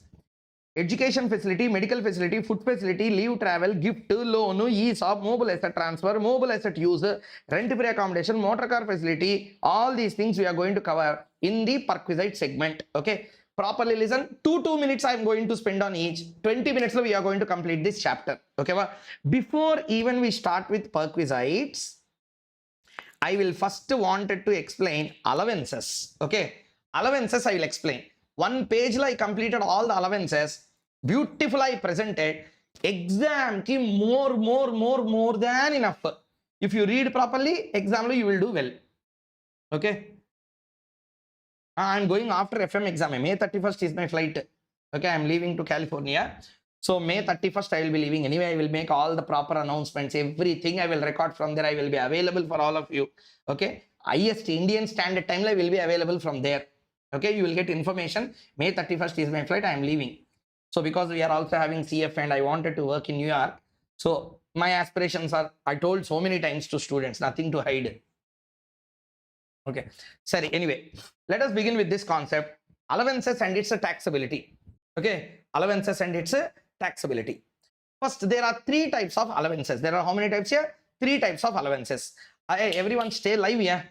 Everyone stay live. Be serious. After tomorrow is your exam. Everyone stay live. So point number 1. Allowances and taxability. There are 3 types of allowances. Number 1, spending based allowance, limit based allowance, computation based allowance. Spending based allowance means what? I will give you allowance, exemption for allowance on the basis of your spending. Okay, listen. There are travel allowance, daily allowance, conveyance allowance, helper allowance for office help, academic and research allowance, uniform allowance. Okay, in all these cases, amount spent is exempted. Amount spent is exempted. Whatever you spent is exempted. Okay, so, travel allowance, daily allowance, conveyance allowance, helper allowance, academic allowance, uniform allowance. For this, you have to remember the list first. Are you understanding? For this, you have to remember the list. So, what you have to remember? There are travel allowance is different. Okay. Travel allowance is different. Transport allowance is different. So travel allowance, daily allowance, conveyance allowance, helper allowance, academic allowance, and uniform allowance. Amount spent is exempted. If I give you 1,000, you spent only 800. 200 is taxable. 800 exempted. Okay, one part over. Next, limit based allowance. Children education allowance, children hostel allowance, transport allowance. 1, 2, 3 points are there. Now, what are those? See, 1 and 2 per child, okay, per child and subject to maximum 2 children. Means what? 100 per month I will give you exemption. See the schedule, particulars exemption amount. You received 500. Okay, per child, 2 children, 500, 500. 100 exempt, 100 exempt, 400, 400 is the taxable allowance. I have 3 children, say for example, 500, 500, 500, 100, 100, here no exemption, 500, 500 is taxable. There 400, 400 is taxable. Hostel allowance 300 per month. Transport allowance 3200. Transport allowance is not given to everyone. It will be given only to handicapped employees. Okay, next. Transport business life you are and you are giving allowance na 70% of the allowance subject to maximum 10,000 is exempted. Tribal area allowance 200. Underground allowance 800. So here what you have to remember, mainly there are four important amounts: 100, 300, 200, 800, or 100, 200, 300, 800. What is 100?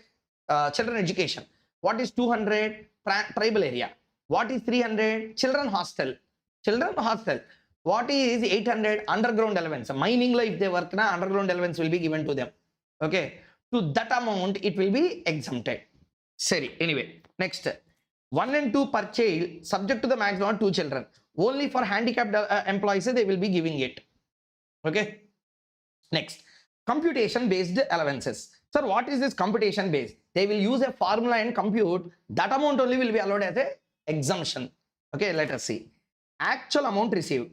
Rent paid minus 10% of salary. Actual amount received. Whatever the HRA you received. Rent paid minus 10% of salary. Whatever the rent you paid minus 10% of salary. Standard amount. Mumbai, Delhi, Mumbai, Kolkata, Chennai, 50% of the salary.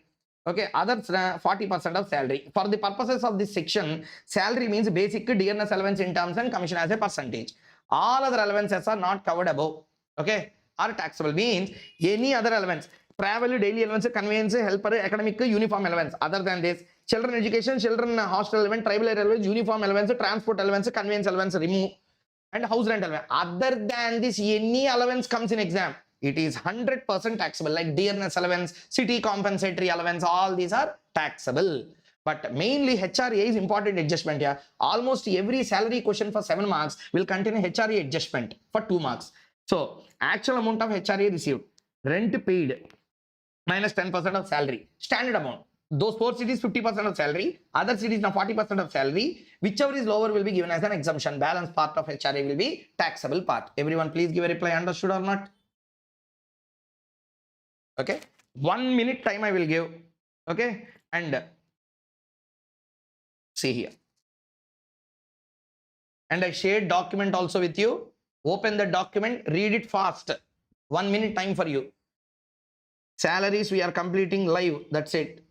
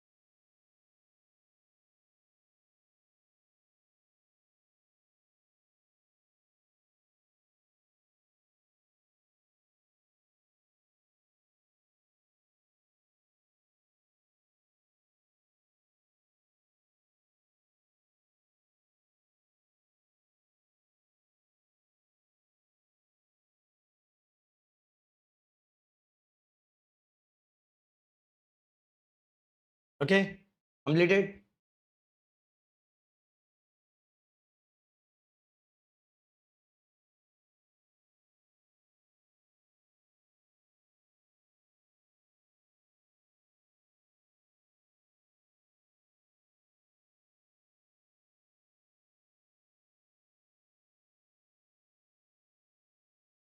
Okay, everyone.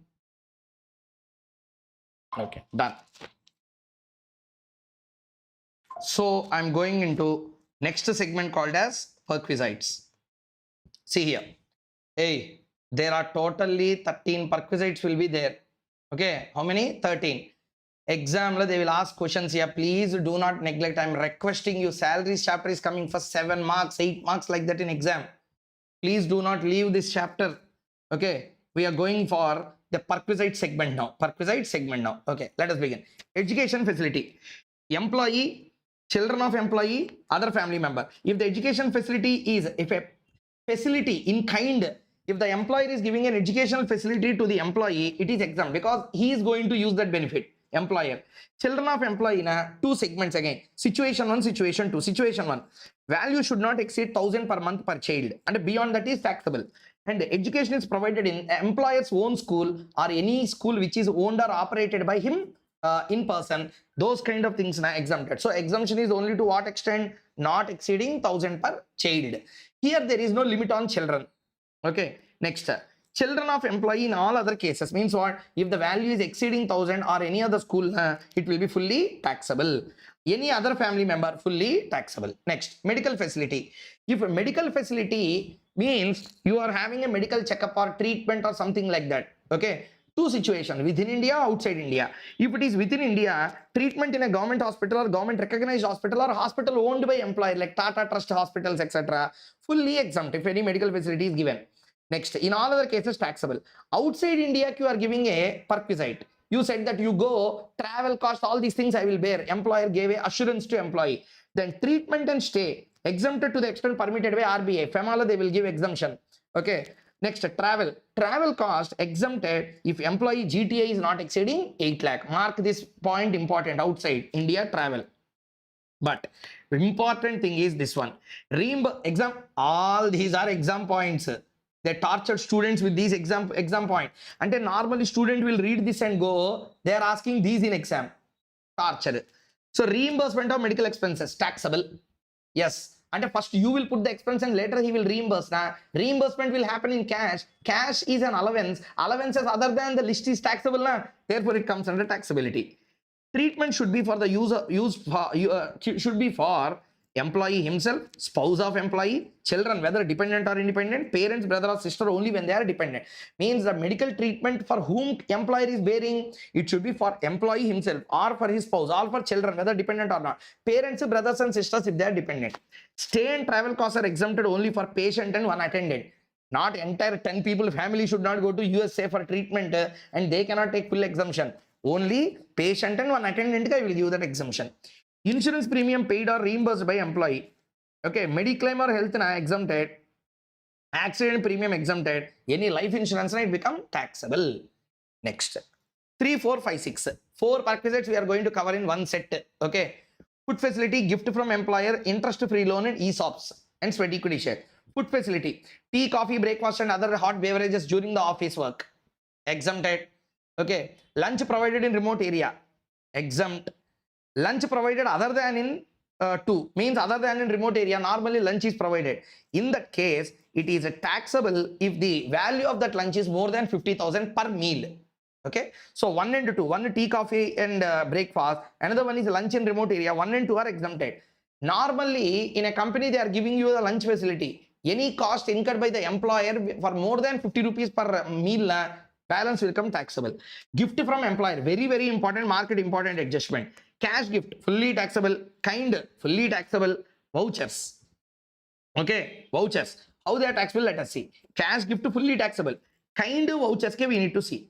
1, taxable. 2, 3. 2, 3 means kind and vouchers. Exempted if gift is less than 5,000 per annum.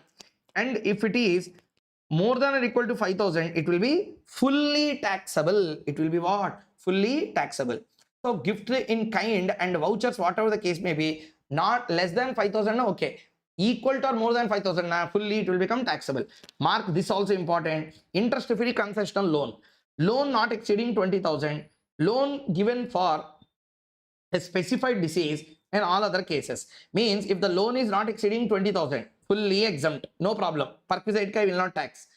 Loan is exceeding, but for a specified disease treatment I am taking, again exempted. Loan is exceeding 20 and not for a specific disease, then loan outstanding at the end of month, some amount into what rate you are charging. You are charging 3%. Okay, SBI rate is how much? 10%. 10% minus 3% into the loan amount, that part will become taxable allowance. That's Perquisite. ESOPs and SES, sweat equity shares, taxable. FMV on the date of exercise of option. The day on which you exercise the option, take the shares, na, ESOP, that price minus issue price. Means normally in the market it is 500, but I am getting only at 100. 400 will become the taxable Perquisite. Okay, everyone in the class, please answer. Did you all understand 3, 4, 5, 6 clearly? Yeah. 1 minute time I will give. Read it properly. Open the notes.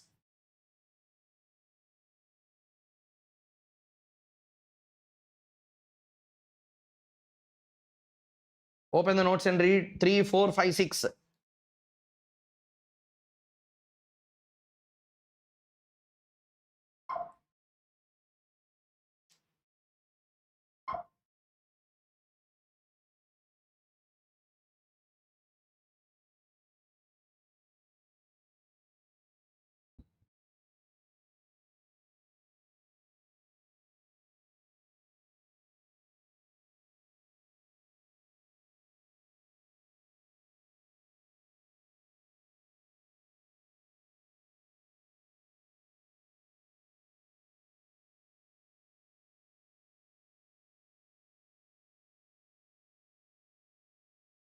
Okay.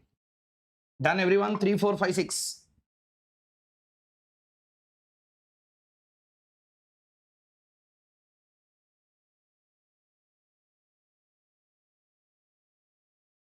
Next. Leave travel concession. Leave travel concession. Sir, what do you mean by leave travel concession? Let us see and understand this. See, leave encashment is different. Leave travel concession is different. Leave encashment means what? You did not take a leave. I am giving you the money. Encashment. That is different. Leave travel concession is completely different. What is leave travel concession? You are going on a trip. Sponsoring is done by employer. How it will be? Let us see. Nature of journey. You are going by air, flight. Okay. Economic class fare or actual amount spent, whichever is lower. Okay, whichever is lower. Economic class fare or actual amount spent, whichever is lower. Okay, others. Railway facility available means you are going to a particular place. For that, railway facility is available. What is the first class AC railway fare? You take that amount, or actual amount spent, whichever is lower. Sir, in all other cases, under railway facility not available, but other recognized facilities available. I am going from one place to another place. Point A to point B, I am having a travel. I am going on a leave, but railway facility not available there. But some bus facility or recognized transport is there. So deluxe class bus fare or amount spent, whichever is lower. Railway facility not available, other recognized facility also not available. If for that distance, if there is a first class AC train, how much will be the charge? That one or actual amount spent, whichever is lower. LTC exempt only for journey of employees, spouses, children and dependent parent, brothers and sisters. Same like previous medical. Limit on category of children. Now question. Sir, you said children also can participate in this leave travel. Okay. So children means how many limit is there? Limit, no limit. Let us see the no limit. If the children are born before 1/10/98, no limit. Any number of children ki leave travel concession amount is applicable. But there is a limit if exemption is limited only to 2 children if they are born on or after 1/10/1998. Okay. Next one. Rent-free accommodation. What accommodation? Rent-free accommodation. Listen carefully. Final touch. Government employee, taxable value, license fee decided by the government will become taxable. Okay, so rent-free accommodation is there. If you are a government employee, taxable value will be license fee decided by the government. Employer owned the property. Employer owned the property. So taxable value will be if population is less than or equal to 15. Next one, more than 15, less than or equal to 40. More than 40 lakh. Okay, owner owned a property. That owned property he is giving you as accommodation free, rent free. Taxable value is how much? Depending on the population in that locality, if the in that particular municipality. So if it is less than or equal to 15, 5% of salary will be taxable. In if it is more than 15 and less, not more than 14, 7.5. In all other cases, 10%. Salary means what? Salary means basic, DA forming part of terms, bonus, taxable allowances, commission, whether percentage based commission or general commission, and other monetary incomes excluding perquisites. Definitely they will ask adjustment on this. Please listen carefully. Again I am repeating. Salary for these purposes include what? Basic, DA in terms, commission, whether bonus. Next one, commission, whether percentage or fixed commission. any other benefits. Next, sir, it's not government, sir. It's not owned property, sir. He took it on lease or he rented the property. Then taxable value will be 10% of salary or actual rent paid, whichever is lower. Whichever is lower will become taxable. So what amount is taxable? 10% of salary or actual rent paid by employer for employee. That amount will be treated as perquisite, whichever is lower. Next, sir, it's not government, it's not owned, it's not even lease. He took a hotel and giving to him. Then what will happen? Instead of 10, 24% of salary or house rent, hotel rent actually paid, whichever is lower. If employee is transferred, this is important here. Black content is there, na? This is important for exam. If employee is transferred to other place, then stay in hotel for less than or equal to 15 days is fully exempt. Means what? For example, actually he is from Hyderabad. He shifted to some remote locality. In that, the employer took a hotel and gave stay to him. At that time, how can you tell that it is taxable for me? 15 days, whatever you pay will not be taxable. Beyond 15, if you pay something, taxable. Now question, sir, I am not just giving a property, I am also giving furniture to him. In that case, see, if furniture is also provided along with house, then taxable value is inflated by 10% of actual cost of furniture. Means whatever the taxable value is here, plus 10% of value of furniture also should be added. Next, if employer charges rent from employee, then taxable value is reduced accordingly. Means if he is charging some rent, minus that amount you need to take and remaining you need to observe. Next, 9 and 10. 9 and 10. Before that, please listen carefully. We have 9, 10 and 11. 9, 10 and 11. 12th one is just other perquisite. Let us see other perquisites first. Exempted. Telephone bill, employees children scholarship. Employer is giving it. No problem. It is exempted. Taxable. They have given you a housekeeper. They have given you a servant. And a watchman they gave you servant. They are giving you gas, water facility, electricity. Credit card you will use for personal use and employer is paying. And all any other perquisite, all are taxable. So we are left with 9, 10 and 11. First I will cover 11. Mark 11th important. 100% question will be there in May 2026 CA Inter DT paper. Okay. So May 2026 CA Inter DT paper, you will find a question on motor car adjustment. Please listen carefully. Even then if you tell, I won't believe you, I will do whatever you want me, you do whatever you want. But believe me and do it. 90% question will be there. If not there also, without learning this, how confidently will go to exam hall? Yeah, you have to learn this. Motor car usage. Okay, let us see. If you are using motor car for office purposes, fully exempt here. Okay, if you are using motor car for office purposes, fully exempt. If you are using motor car for personal use, okay, depreciation at the rate of 10% per annum on actual cost. And what is the point here? Employer is providing a car, you are using it for official purposes, exempted, because that is not a perquisite for me. Employer is having a car, I am using it for my personal purpose. Then what is the perquisite amount? Depreciation at the rate of 10% on actual cost. Take it. Plus, what is the cost incurred by employer for running expenses and a petrol, fuel, or driver, repairs, etc. All this.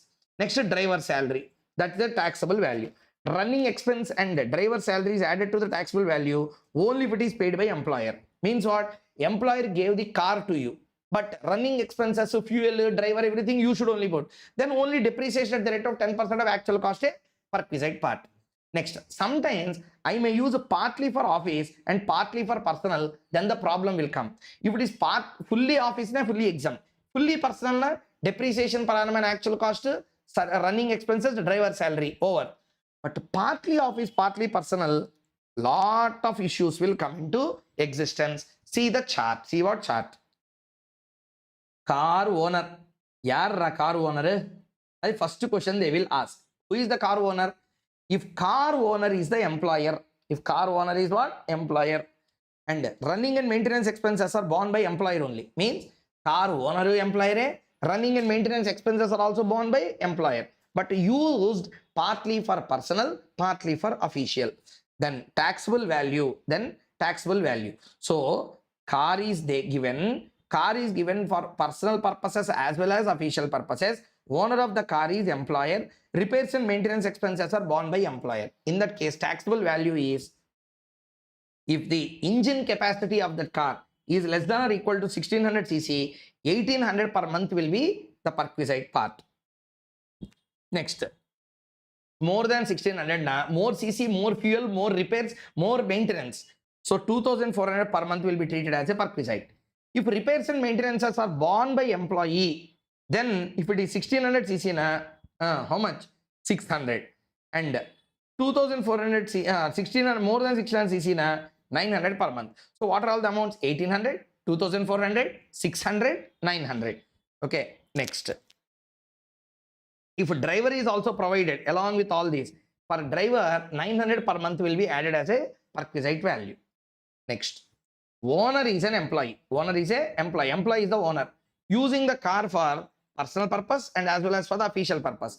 Repairs and maintenance borne by employer. Taxable value will be repairs and maintenance paid by employer minus standard deduction, 1800 and 2400. See what is happening here? Motor car is provided. Whose motor car? Employee's own motor car.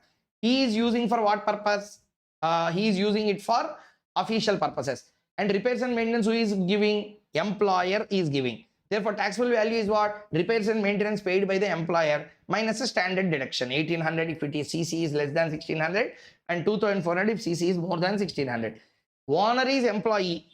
Owner is employee. Repairs and maintenance driver cost borne by employee used for official and as well as for the personal purpose. Now, my car I will use for personal purpose is never a perquisite. See, I am an employee. I purchase car out of my own money and I am using for my personal purpose. Perquisite. I am using it for you. There is no perquisite at all. So not a perquisite. Read this concept clearly. Complete it. Exam question will come. Please mark this, very, very important for exam. Driver amount is same in all the cases.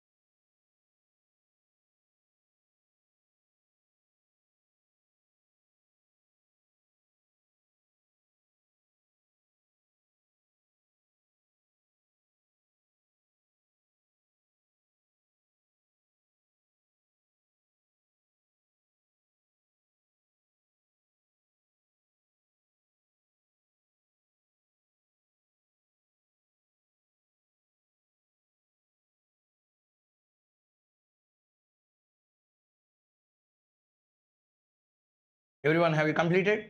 Can you move on to the next one?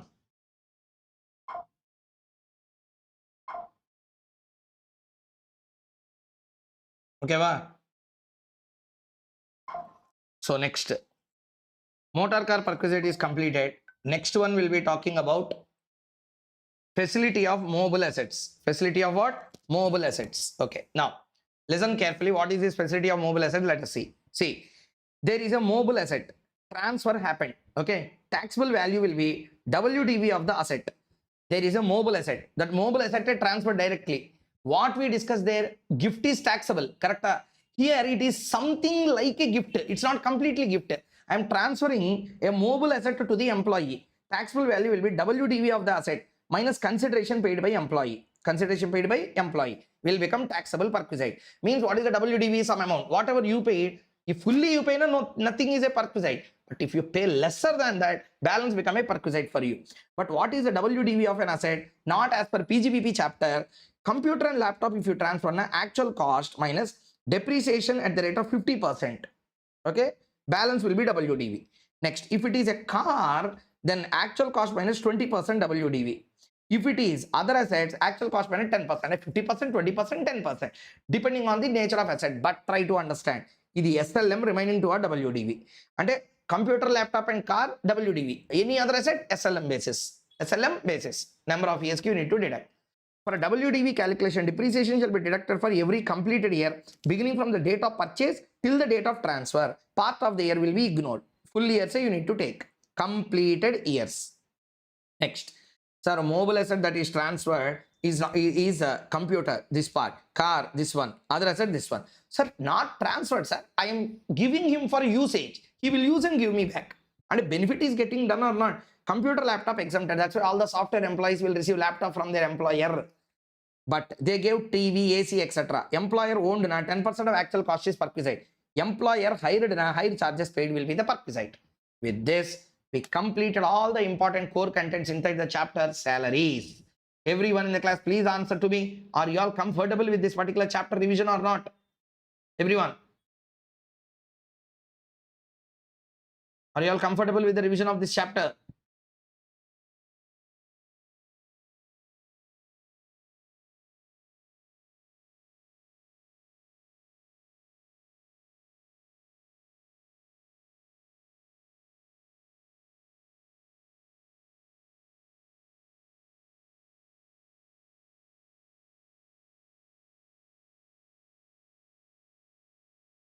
Okay. Yeah. So we now completed salaries chapter discussion. Okay, allowances are also over, perquisites also over. One or two points which are not that important, I am not discussing and wasting our time. Okay. Next.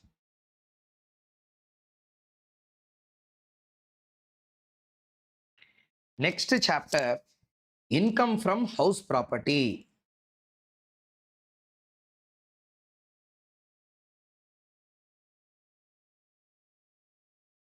Income from house property.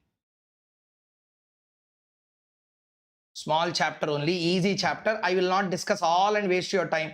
What is required for the exam, on par with the exam, I am going to do it. Okay. I will give you a 5 minutes of gap, a break, small break. We are going to start with IFHP. Okay. Take a 5 minutes gap and come soon. We are going to start with income from house property.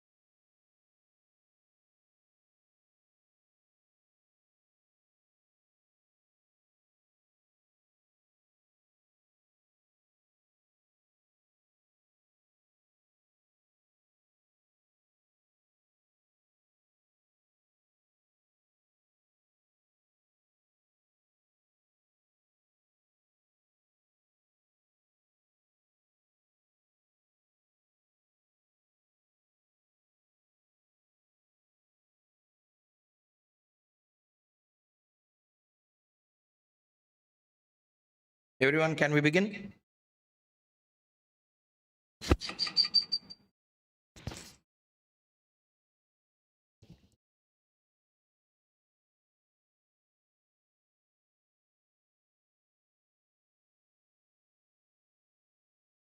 Can we begin the session? Everyone give a reply. Shall we start?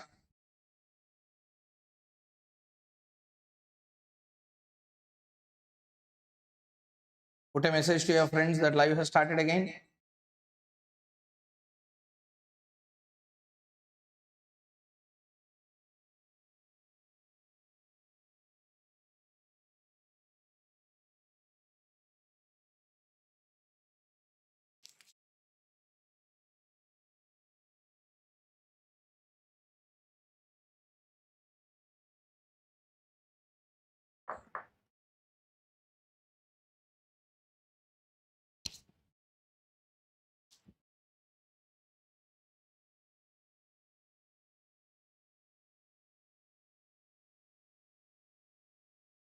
Can we continue?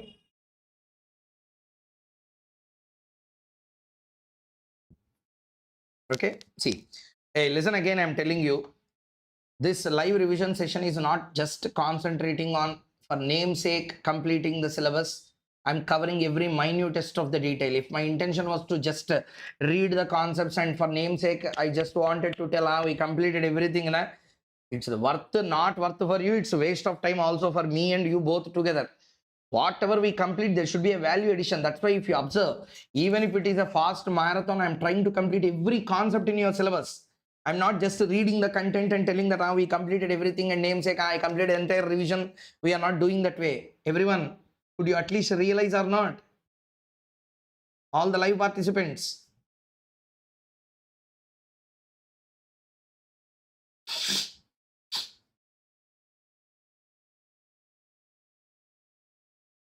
Okay. So we are not going to just read the concepts from the notes and complete it. For namesake, saying that we completed everything in the whatever we complete fully. Everything in the chapter we are going to cover. Okay, well? So let us concentrate on IFHP chapter. 6 marks is the weightage. Okay, 5 marks to 6 marks is the weightage. So let us see this discussion now. Okay, learning objectives, all those things not required. Directly let us go into the main discussion. Okay, well? See, point number 1. First part, annual value taxability. So under the IFHP chapter, what is taxable? What is taxable is the annual value. How to compute? Section 23 will tell how to compute it. Next one, annual value considers not the real earning, it considers the inherent revenue earning. Means what? Even though you kept the property vacant, even during that vacancy period, taxability will be there. And moreover, rent actually that you can earn is 1 lakh. Either 20,000 per month. You are charging a rent of only 15,000, but not 15, 20 will become taxable. That's why what is taxable is not actual rent received. What is taxable is the annual value of the property. Done. Whenever I say house property chapter, house property, it should be a property first, immovable property. What is house property? Not only the house being a building, also the lands attached to that will be called as house property. Okay, but property under chapter 4C and house property chapter does not include immovable property consisting of building, vacant land and intangibles. Okay, means any immovable property not consisting of a building. Ante there is a land, building is not there. House property chapter won't get attracted, IFOS will get attracted. If it is a vacant land sale, capital gains. If it is a vacant land rent, other sources. Okay, next.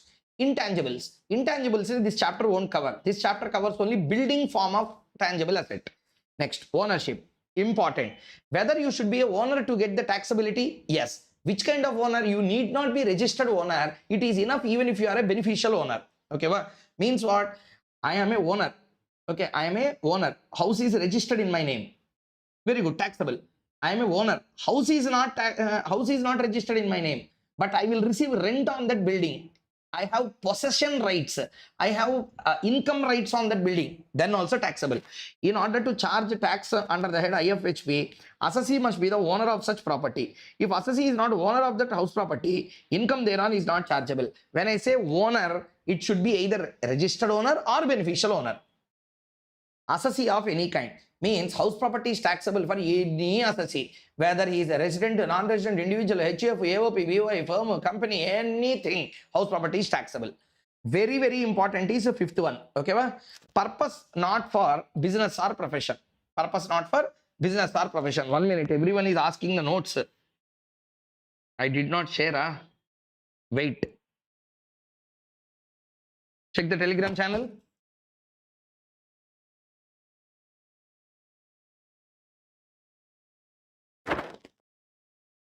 Come to our Telegram channel, everyone.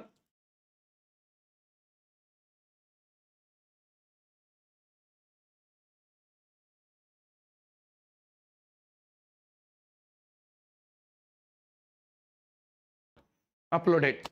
You can check the Telegram group.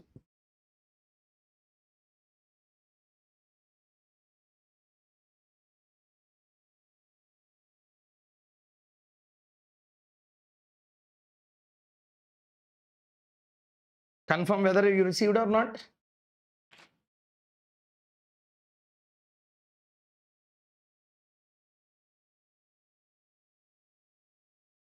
Reply everyone. Did you receive? Document in Telegram group.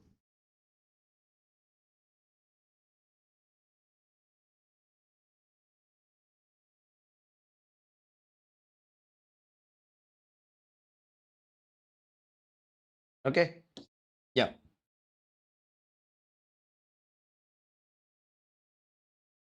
Okay. Let us begin here. Please. Let's not waste even a single minute time. It's very important for us. Okay. Now, I am using house property for the purpose of business or profession. For the purpose of business or profession. Okay. Okay. Now listen. Purpose not for business or profession. What does it mean? Let us understand. Okay. Property under consideration shall not be used by the assessee for the purposes of his own business or profession. In such case, it is not subjected to tax under the head IFHP. Sir, what does it mean? What does it mean? Okay. See here. I have given one table. Instead of reading lines on lines, one table of clarity. IFHP taxability will come or not is a question mark. Situation. Okay. You are using for self? Yes, sir. You are using for self for your residence or business? I'm using it for business. Will it be chargeable under the head IFHP? No. You are using for self? Yes, sir. For business? No. Okay. For business? No. Means for what purposes you are using? For what purposes? Other purposes I'm using. Then it will be IFHP taxable. Next, is it taxable under IFHP? Situation. Who is using your property? Others are using. Others are using for what? For their business or profession. No problem. Then that will become a let out property. Then that will become let out. Once you let out the property, that other person who is taking it on let out can use it for any purpose, including business. See, I have a house. I am using that house property for business. When you use that house property for business, now it is your own house. Using it for business. Business head, what you will do? You will charge depreciation on that building. Again, benefit will not be given under IFHP. Clear? No exemption or nothing will be given under IFHP again because you are taking a depreciation benefit under PGBP head. Okay. Kaushik Mukesh constructed a house using it for my residence. Then IFHP will get attracted because it's not business. Kaushik Mukesh is having a building. He is giving it on rent to someone. That someone is using it for their business. I think none of my business. Na? Once you give it to others, that others may use it for business or for their residence, I am getting rent on let out. That's all. That will become taxable. Assume that business profits are chargeable to tax. Sir, anyway, everyone understood this table clearly? Yeah? Reply, yeah, everyone. Tunga, yeah, everyone.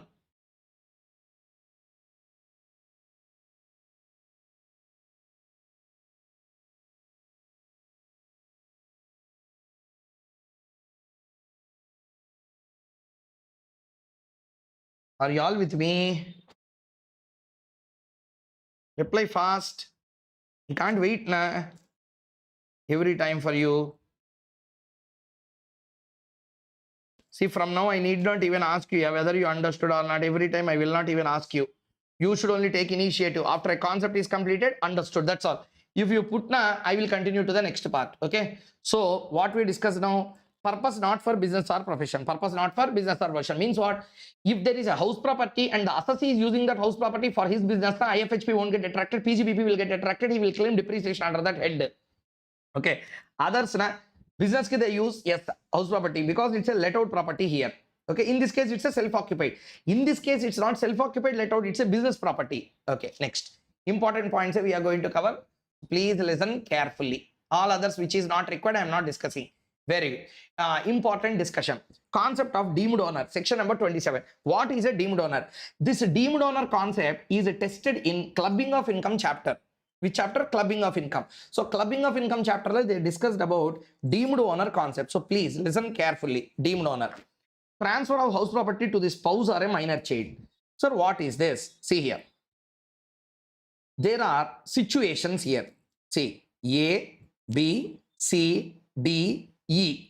How many cases? 5 cases are there. What are these 5 cases? These 5 cases are discussing about deemed owner concept. What is a deemed owner? Normally, you are not a owner, but you will be deemed as a owner. Once you are deemed as a owner, you will be chargeable under the head IFHP. So that's the importance of this discussion called as a deemed owner discussion. Section 27. What is the first one? Transfer of house property to a spouse or a minor child. Assessee is an individual. Transfers his house property. Transfer is made to spouse. Spouse ki when you transfer, you did not take any consideration or it is not at the time of divorce. Divorce time if you do no problem. Not a divorce and not a consideration. Next, minor child. Other than minor married daughter. Transfer is made without an adequate consideration. In that case, and what is the idea? Mr. A is holding a house property. He is paying tax on that because of let out. Okay. Now what he wanted? He wanted to take an advantage by transferring it to his wife, whose total income is not exceeding 12 lakhs, such that she can take a benefit under the new regime of not paying the tax. So what is the idea of this assessee? He is having a property, house property. It will give 10 lakh rent every year. So he is already having business income. Because of that, his total income is crossing 12 lakhs subjected to tax. He transferred that house property to his wife or minor child. Okay, without a consideration. Then government said that no. Even though you transfer to your spouse, you are only deemed as a owner. You are only deemed as a owner. And the clubbing provisions don't get attracted because house property chapter lone clubbing is made. See, facts. All these are exam questions. So listen carefully. Mr. A, total income 10 lakh. Okay, total income 10 lakh. Rental income 5 lakh. Okay, total income, Mrs. A, total income is nothing. Okay, transfer. Mr. A transferred house property without consideration to Mrs. A. Even after transfer, Mr. A is deemed as a owner. Total income of Mr. A is not 10, it will be 15. Next, Mr. A, total income 10, cash, accounted cash is 1 crore. This 1 crore is given as a gift to Mrs. A. This gift she purchased house property. She don't have any total income. In this case, see what happened. Mr. A gave gift of 1 crore to Mrs. A. Mrs. A using that gift purchased a house property. Okay. And the house property gives her rental. Now A is not deemed as a owner. Deemed owner concept comes not when you give gift and gifted money is used for property. A only should give property gift. Here property gift is not given. Cash gift is given. So deemed owner concept does not apply. Okay. Next. If it is a owner of impartible estate. If he is a owner of impartible estate. Means there is a property. This property belongs to 4 people. You can't separate for all the 4.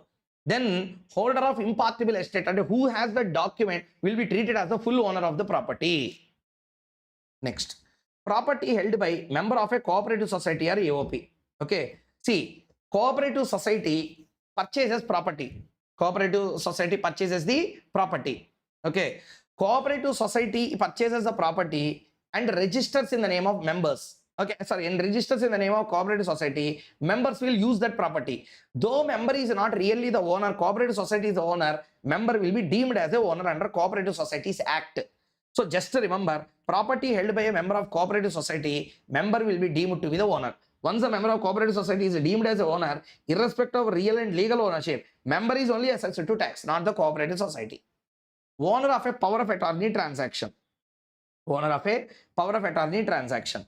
If a house property is transferred under Transfer of Properties Act on the basis of registered agreement, and where consideration is paid or partly paid, then irrespective of registration, the transferee shall be deemed to be the owner. Means registration is not mandatory.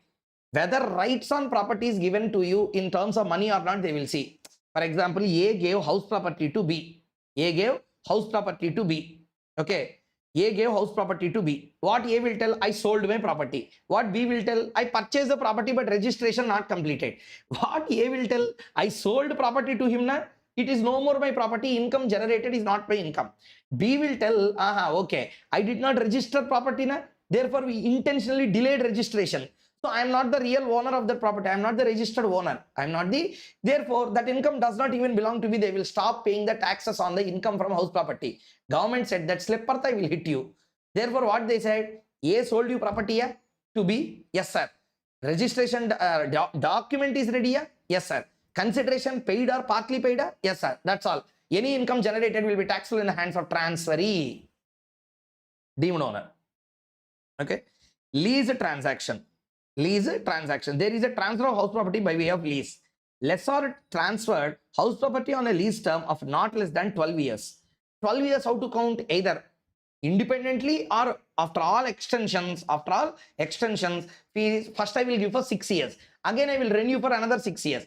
Or first I will give for 7 years. Again I will renew it for another 7 years. That's all. Once renewal done, that's it. Lease transaction. Lease lessor transferred house property on a lease term of more than not less than 12 years. Then lessee will be deemed as the owner as per a case law. Okay, lessee will be treated as the owner. Section 216 UA clause F. In this it was decided. However, I will take a property on lease on monthly basis. Means 1 month completed. They will ask, do you want to continue? Yes sir. Next another month. Like that if you continue for 1 month, 1 month, 1 month, 1 month, like that if you complete it, say for example 300 months, then you should not consider this. This should be one time 6 years. Renewal, it should cross the 12 years. Then only. Monthly basis if you do, that will not attract house property sections. Okay. Up to here, everyone understood clearly? Yeah. First of all, answer this. Yeah. I said na, whether you understood or not, you should tell. We completed another section. Mainly what you have to remember, deemed owner, transfer of house property to the spouse or minor child. Second one, owner of impartible estate. Third one, cooperative society member. Fourth one, power of attorney transaction. Registration is incomplete, but everything is there. Lease were not less than 12 years. Everyone understood all the deemed owner concepts?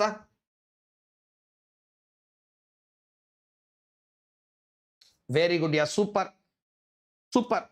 Property owned by co-owners. Again, important discussion. Exam, so many times this question came. When I say so many times. What is a co-ownership? Let me first explain. Property will be owned by two people simultaneously. Means what? It need not be always equal. A can hold 60% value of the property, B can hold 40 or 50-50, anything. They will give an exam. So, whenever co-ownership is there, how to understand? Property must consist of buildings and lands appertaining thereto. Okay. Property is owned by two or more persons. Okay. The respective share of 40-50, whatever I said, is ascertainable. In that case, it will be taxable in parts. Okay. Next. Determination of annual value. Section number 23. Section number 23. What we are discussing? Annual value computation. Annual value what? Computation. Okay. There are three values. Municipal value, fair rent, standard rent. How they will compute? See. Computation format for let out property. As per the norms of ICA, I am doing the answer. Are you all with me? Can I believe that you are all listening?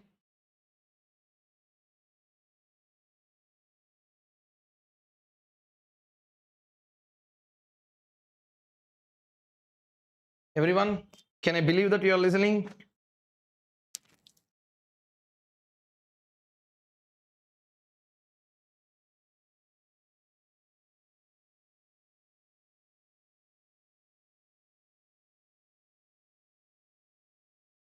Okay. So, as per the norms of ICA, let us move on. Okay. As per the norms of ICA, let us move on. Computation format for a let out property. Computation format for a let out property. As per the norms of ICA. See here. First, particulars amount. First, gross annual value minus municipal taxes. Net annual value. Deductions. Standard deduction under section, standard deduction 24A. Interest on capital borrowed 24B, standard deduction 30% is allowed. Interest on capital borrowed, taxable value of IFHP. So gross annual value, municipal taxes, net annual value, deductions, standard deduction, and interest on capital borrowed, taxable value. So now what is gross annual value? Gross annual value key, first we need to calculate reasonable rent expected. Okay, next calculate the actual rent receivable after deducting unrealized rent but before deducting loss due to vacancy. Now the basic value will come. Compute loss due to vacancy, gross annual value will come. If you do not understand this, your 5 marks Gangarpanam exam la. See, house property will come for 6 marks. 4 marks ki one dedicated question, 2 marks one adjustment will come in total income computation. Salary also same. 6 marks one question, 2 marks one question will come in total income computation. So I am leaving it to you whether to listen or not to listen. Okay. Read the computation format carefully. I am going as per ICA format. Foolproof. Okay. Zero risk.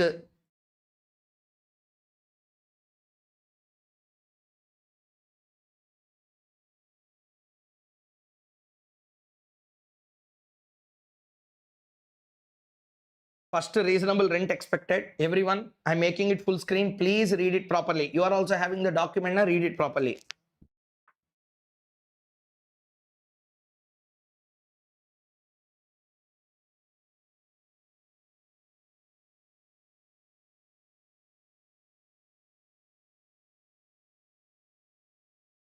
Okay, first reasonable expected rent. Next, actual rent receivable. Okay, minus unrealized rent. You will get basic value. From that, remove the loss due to vacancy. Balance will be the gross annual value. Can I continue or not? You should tell.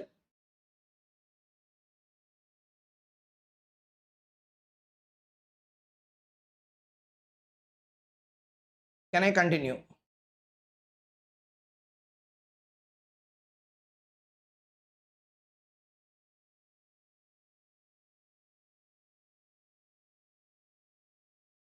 Okay. So now once you complete this, now we will go to problems, illustrations.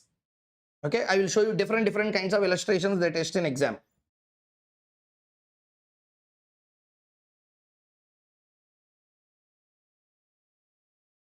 Okay. Done. So let us move on into the point now.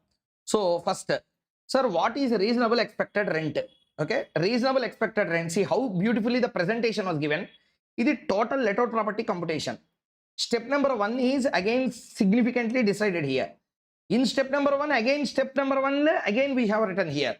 Computation of reasonable expected rent. Identify municipal, not market value, municipal value. Identify fair rent. Okay, municipal value, fair rent, whichever is higher, one value will come. Compare the resultant with the standard rent. Okay, whichever is lower, that will be called as reasonable expected rent. And in simple value, how to understand? Municipal value, fair rent, whichever is higher, resultant, and standard rent, whichever is lower, reasonable expectation. Okay, now questions from the exams. Municipal value 40, fair rent 46, standard rent not available. Then what we will do? Municipal value, fair rent, whichever is higher, 46. 46 is the answer. Next case. Municipal value 40, 46 and 45. 40, 46, whichever is higher, 46, and whichever is lower, 45. 45. 40, 46, 46, 46, 35, 35. 40, 48, 48, 48, 45, 45. 40, 51, 51, 51, 63, 51. 51 is the answer. Everyone please answer. Understood the illustration number 1 or not? Selection of a proper rate. Exam, like every question will have this adjustment. House property question, this adjustment is mandatory. Everyone, you should only reply. Understood? Hey, if you do computation chapter over, yeah, you are not understanding the importance.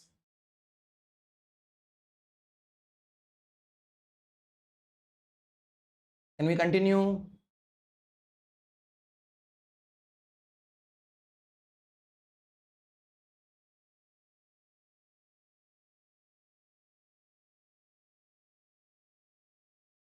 Okay. Next. Taxable value of a let out property. Okay. See, let out property, self-occupied property, let out is important for exam, undoubtedly. But why? A let out property computation will be there. Annual value. Section 23 aims in imposing on annual basis. Unnecessary things let us remove.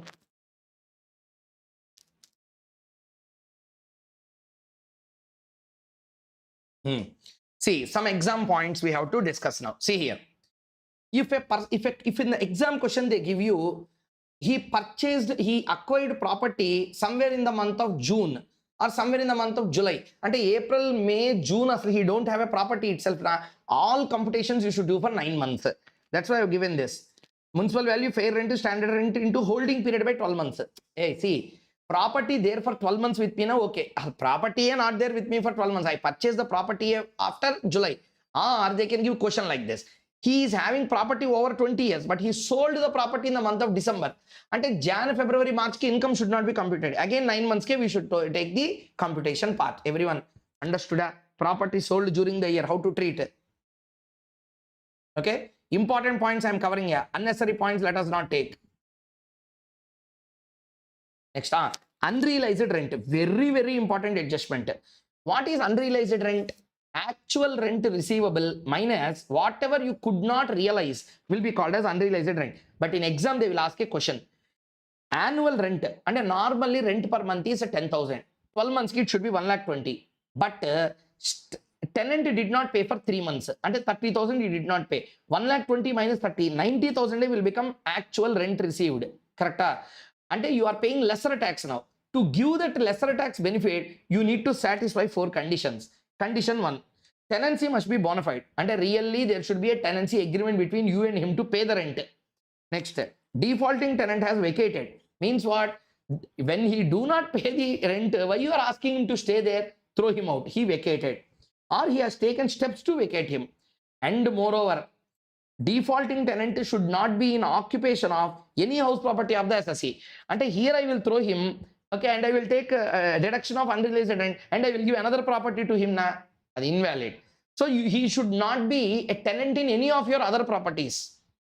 Next, assessee has taken a reasonable steps to institute a legal proceeding for recovery of unrealized rent and proved assessing officer that those legal proceedings are proved useless. And this person is like a literal is a bull. Even if rain falls on him, no sensation, it will sit there. So that kind of person, these are tenant is. So tenancy is bona fide, taken reasonable steps to vacate or already vacated, and a defaulting tenant is not in occupation of any other house property of the assessee. And fourth one, you should prove to the assessing officer that you taken reasonable legal steps and those are proved to be useless. Then I will give unrealized rent as a deduction. Okay, well, next. Okay, next exam point, another thing, rent differential, how to treat. If rent for one part of the year is different from another part, then rent actually received for each part shall be considered separately. Means what? They will give an exam question like this. Rent is 14,000 for April to September. It is 20,000 from October to March. And how to do? You should do in 2 different schedules now. 2 different schedules, so you should do that. So if the rent is 10,000 up to August 15 and thereafter change it to 15,000, 10,000 shall be considered for 5.5 months. Okay. Part of month shall not be taken as full. You should take it part only. Loss due to vacancy. Sir, what is unrealized rent? Loss due to vacancy. Unrealized rent, you gave it for rent, he did not pay. Loss due to vacancy means what? It was kept vacant. 12 months only 9 months I gave on rent. 3 months I did not give. It's vacant. So, but one point you have to remember. I gave a property on rent. I gave a property on rent. Okay, for 1 year. But 8 months he vacated and he went out. 4 months he is not there. Now loss due to vacancy I can give. Are you understanding? A loss due to vacancy I can give. But if the property is self-occupied for any period during the year, that option will be closed. Sir, I didn't understand what you said. With a question I will show you, then you will get full clarity. Next, very, very important is the municipal taxes. Municipal taxes are deducted from GAV, not from NAV. Municipal tax deemed to include service tax component also. Means what? Any other sewerage tax, etc. All are included. Municipal taxes levied by local authority only are deductible. Okay? State government operated. Which operated? State government operated. Next, municipal taxes are deductible only if it is borne by the owner and actually paid by him. Means, if from my income you are deducting that as an expense, na? Therefore, I should really bear that particular cost. Okay. Next, owner's method of accounting is irrelevant. If property is situated in a foreign country, again important exam point. This notes is all taken from all past exam questions. The points I have kept here. So listen carefully. If the property is situated in a foreign country, then municipal taxes levied by the foreign local authority are paid by owner actually are deductible. Municipal taxes paid by tenant are not deductible by the owner, and they cannot be even added to ARR since payment of municipal tax is a statutory obligation. Simply to tell, if the municipal taxes are payable by tenant, that will not be deductible for the owner. Next, illustrations on GAV computation. Municipal value, fair rent, standard rent, actual rent, unrealized rent, period of previous year, period during which property remains vacant. See, municipal value, fair rent, whichever is higher, 107. Okay, 107. Actual rent received is how much? 103. So how to understand? 105, 107, whichever is higher, 107. 107 is not applicable, 107. Actual rent, 107, 103. 107, 103. We need to take. Unrealized rent is how much? 102. So 103 and 102. 103 minus 1. Totally how much? 102. So standard rent and this particular amount, whichever is higher, we will take the 107. See, municipal value, fair rent, whichever is higher, 107. Standard rent not given, 107. Calculate actual rent receivable and take whichever is higher. Actual rent receivable is how much? 103 minus 1, 102. So 103 minus 1, 102. 102 and 107, whichever is higher, 107. Next. This question again I have rewritten here. Let us see directly here. Okay. Municipal value, fair rent, whichever is higher, 107. Standard rent, whichever is 88. Actual rent received is 110.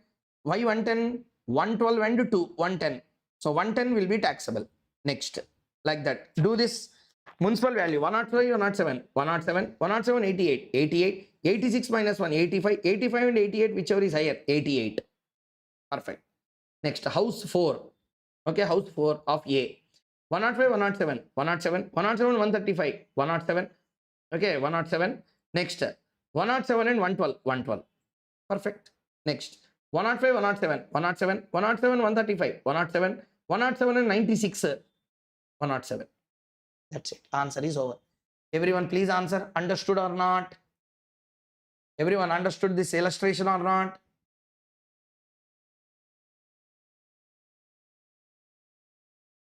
Everyone should give a reply. Understood?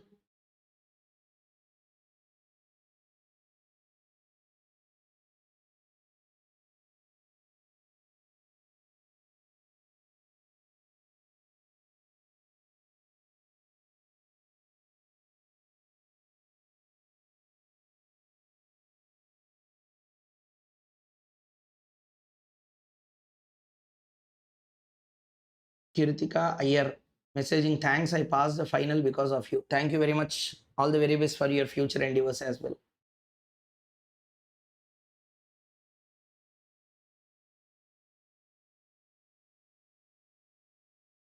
Okay, done. Next, illustration number 2. X owns a house property. Municipal value 1,45,000, fair rent 1,36,000, 1,45,000, standard rent 1,24,000, 1,24,000. It is let out throughout the previous year, rent being 8,000 per month up to November 15 and 14,000 thereafter. November 15th na April, May, June, July, August, September, October, November. 8.5 months. Okay, see here. Proportionate basis. See, where is it? Up to November 15, from there 14. Okay, X transfers the property on Jan 31st. He sold a property on Jan 31st. And he hold the property for 10 months. Hold the property for 10 months. See here. Proportionate basis, 10 months. 1,45,000 is municipal value for 1 year. 10 months ki this one, this one, this one. Okay, first 1,20,000 and 1,33,000, whichever is higher. 1,20,000, 1,20,000 and 1,03,333, 1,03,333. Calculation of actual rent. Occupancy 10 months, vacancy, sold, no ownership. So leave it. Occupancy 10 months, how to do? April 1st to November. April, May, June, July, August, September, October.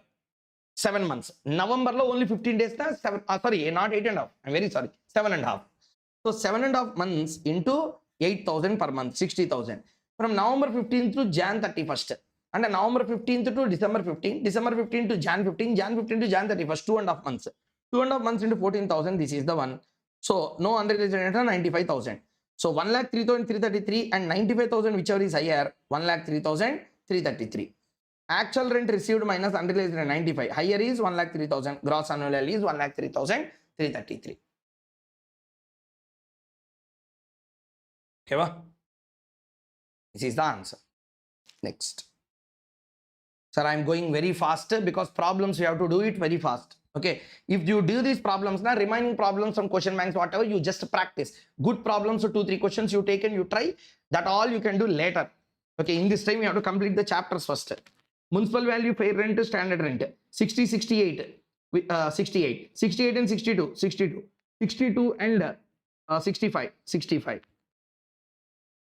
Where is it?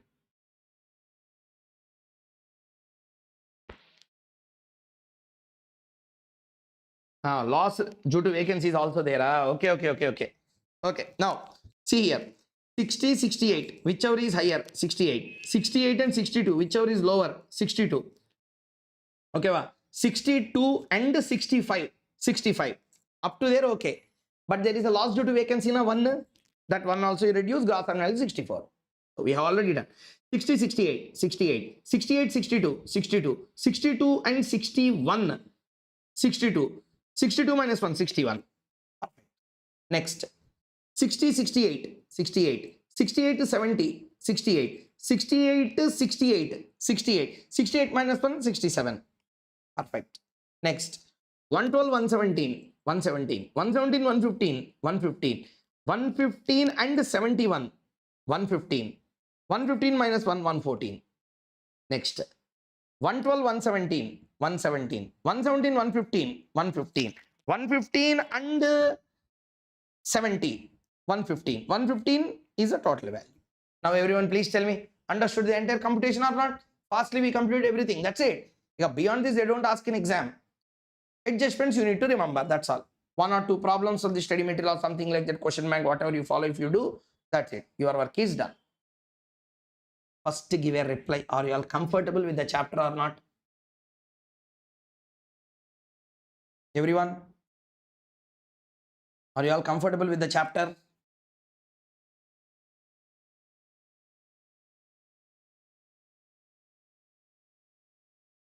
Okay. Next. So let us take this question also. Municipal value and fair rent, whichever is higher, 65, 65 and 59.5, 59.5. Okay, 15.5 and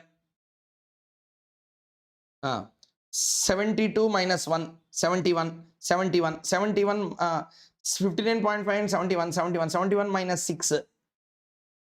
Okay. 60, 65, whichever is higher. Here I can do directly, yeah. Okay. 60, 65, whichever is higher, 65, 65 and 59.5, 59.5. So 59.5 we will be taking. Okay, 59.5 and 72. Okay, 72. 72. Higher. 72 we have taken. Loss due to vacancy 6. Gross annual value is 66. Okay. Property remain vacant. Months they have given. This is not amount. By mistake I thought that this is an amount. Property remains vacant. Number of months they have given. So next question.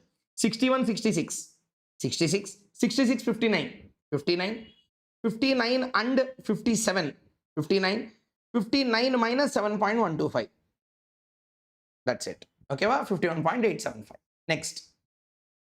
60, 64.5, 64.5, 64.5, 63, 63, 63 and 67, 63 and 67. Okay, 63 and 67, 67. 67 minus 30, 37. Third one, sorry. 60 and 64.5, 64.5, 64.5 and 63, 63. So 63 we have taken. Correct. 63 and annual, annual and is 72. 72, again I am doing the same mistake. I thought this is amount. 72. 63 and 72 will be 72. 72 minus 30, 42. Next. 80 and 78. This is first thing. I'm confusing me. These are not amounts. These are months. Normally in all the questions they are giving amounts. Na? Sorry, okay. 80, 78. 80, 80, 85, 80, 80 and 72, 80, 80 minus 18, 62. Next, 80, 78, 78, 78, 76, 76. Annual rent, everything is vacant, na? So nothing is taxable. If it is vacant throughout the year, nothing is taxable. Remaining also same. Okay. So similar question. Let out property. Now we are coming to self-occupied property. Now we are coming to what property here? Self-occupied property. So let out property ki all kinds of computations are completed. Correct? Now we are coming into which property? Let out property. Self-occupied property. In case of a self-occupied property, it should be used by the residents of SSE. So annual value calculation. In general, annual value of SOP, self-occupied property, and vacant property wholly shall be considered nil. This is amendment number 1. Okay. Hence, a reasonable expected rent concept does not apply. And a standard fair rent to municipal value, whichever is higher, municipal value and standard rent, whichever is lower, compute it and compare it with annual rent. All these not there. Gross annual value of a let out property is a self-occupied property nil. Over. Nil value benefit shall apply only in respect of 2 house. And if I have 5 house properties self-occupied, all 5 I can't take. Any 2 you can take. Remaining all will be deemed to be let out. Okay, remaining all deemed to be let out. See, gross annual value nil. Municipal taxes, when it is nil, no deduction. Net annual value nil. Deductions nil. Standard deduction nil. Nothing is given. Only interest on capital borrowed we will give. Whenever interest on capital borrowed for house property is concerned, which is self-occupied, actual interest borrowed we will not give as a deduction. We will give 2 lakh if it is for construction. Okay, for repairs, renewal, etc. 30,000 we will give as a deduction. And municipal taxes will be deducted on actual payment basis. But interest on capital borrowed is paid on accrual basis. And a due basis, you can. Even though you did not pay, you can take deduction. Situational analysis. Property is used throughout the previous year for own residential purposes and not let out. Property could be occupied throughout the previous year by any reason, such as the amendment number 2. Okay. See, there are 4 situations they can ask in exam. Number 1, property used throughout the year for self-occupied. Okay, not let out even for a single day. Property could not be used throughout the previous year by any reason. Means what? First case, fully occupied, self-occupied. Second, fully vacant. Why? Because I am in employment somewhere else or business or profession somewhere else. Property is an independent residential unit with partitions. Means what? There is a property, 4 or 5 units are there, 4 floors are there, or 4 compartments are there. And in that, assessee self-occupied one part, remaining are let out. Property is self-occupied for a part of year and let out for the part of a year. Let out for part of year. 4 are 4 golden points here. If you understand this, any exam question you can solve. Okay. Tax treatment. Last segment. 2 minutes we are going to close this chapter. Okay. See. House property is self-occupied throughout the previous year. House property is self-occupied throughout the previous year. What do you mean by self-occupied throughout the previous year? Throughout the previous year, I did not use it for let out. Fully self-occupied. Then gross annual value will be taken as nil. Interest on capital borrowed will be given. If it is for construction, 2 lakh will be given maximum, irrespective of whatever you pay. And if it is a let out if it is for renewal, etc., 30,000. If it is let out, actual interest paid will be given as a deduction. Payable, not even paid. House property not occupied or kept vacant. Then again, value of house property will be taken as same as self-occupied. Situation 1. Very, very important is situation 3. Part is self-occupied, part is let out. And compartments are some are self-occupied, some are let out. In that case, part self-occupied will be treated as in step number 1 and 2. The situation 1 and 2. Let out property, like a let out property, they will treat. Problem will come in this case. Property self-occupied for some part means it is self-occupied for 2 months, remaining it is let out. Okay. In this case, benefit of 23(2) is not available and a full nil value we can't take. Calculations are made as if property is let out throughout the year. Okay. Important. Last segment. Treatment of unrealized rent. 25A. Unrealized rent means what? Whenever the rent is unrealized, you will reduce that from the actual rent received and you will take a benefit of paying lesser tax in this year. That unrealized rent you have received after some number of years. See, Whenever you take unrealized rent, there is a benefit, there is a disadvantage also. What is the benefit? If you take unrealized rent as a deduction, income will reduce. But 30% standard deduction also, to that extent you are missing or not? Same thing. If you realize the unrealized rent, the year in which you received that unrealized rent, okay, in the year in which you receive that unrealized rent, it will be subjected to tax. Whether you have the ownership of that property or not is irrelevant. That income belongs to previous year when you hold the house property. Yeah? So IFHP, it will be deemed to be your income. There, because of unrealized rent, to that extent you did not claim NAV 30% standard deduction, you did not. Now you can claim. That's why arrears of rent or unrealized rent, if you receive, on the dependent on the receipt, taxability. Receipt shall be by assessee or by legal and not by any legal representative. Impact. That amount received shall be deemed to be income under IFHP. Okay, tax incidence attract even if assessee does not own house property. Standard deduction will be given. Next, amounts not deductible from IFHP. Interest is chargeable under the Act. Okay, important here, section 25 lane. Amounts not deductible from IFHP. And IFHP, what is not deductible? Interest under chargeable under this Act. Payable outside India, TDS is not deductible. Means what? You have to pay interest on capital borrowed, but you did not deduct TDS. Then punishment not allowed as a deduction. Okay. Deductions under 24. There shall be only two deductions. Standard deduction, interest on capital borrowed. Interest on capital borrowed for acquisition and construction. Second one, repairs, renewal, reconstruction. Repairs, renewal, reconstruction, self-occupied na 30,000 maximum. Let out na actual. Okay. Let out actual. Next. If it is for acquisition or construction, post-construction or self-occupied, okay, self-occupied, 2 lakh, maximum 2 lakh. If renewal, etc., 30,000. Let out property na actual. Simply, pre-construction period na, what will happen? Last 5 years, whatever interest you paid before construction, they will give in 5 installments. Simply, before construction of the property, if you pay any interest, house property not in existence, you can't deduct. But construction completed, for next 5 years, you can amortize it. Okay. That's it. Nothing great in this. With this, we completed a full-fledged revision also on another 6 marks chapter called as income from house property. First of all, I want a reply from everyone. Did you all understand the discussion properly or not? Everyone.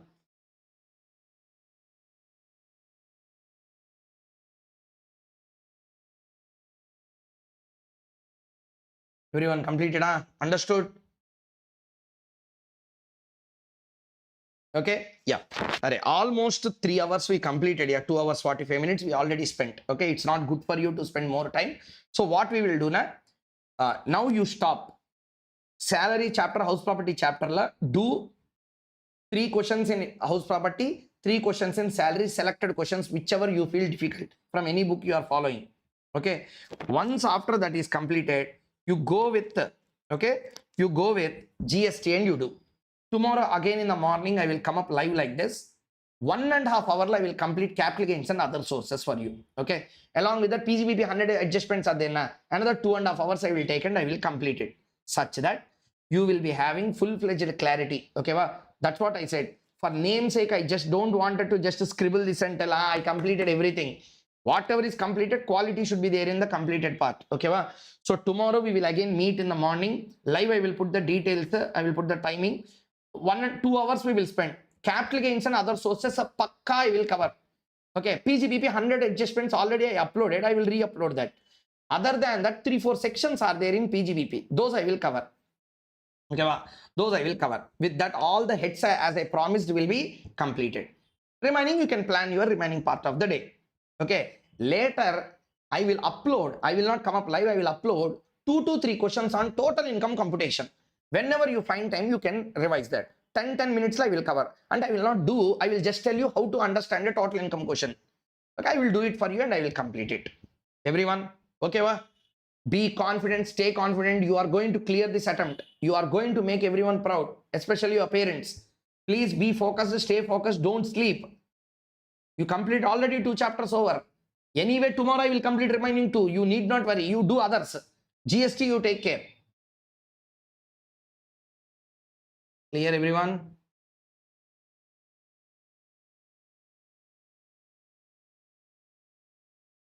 Okay, yeah, tomorrow live details I will give you tonight itself. Okay, once I go home I will send you the details. So because already 3 hours is completed, we have completed this part, and the remaining capital gains and other sources and capital gains are not two chapters. We club and we will discuss both. 1.5 hours I will complete both of them. Okay, va? Yeah, thank you very much. Hopefully everyone please put a message, is the session useful for all of you, those who attended live?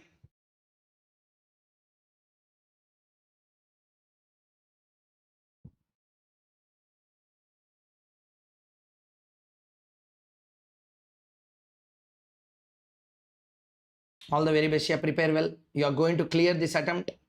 So be in that mindset. You are going to clear this attempt. Okay, va? Thank you very much. Tomorrow we'll meet capital gains and other sources. Okay. Thank you.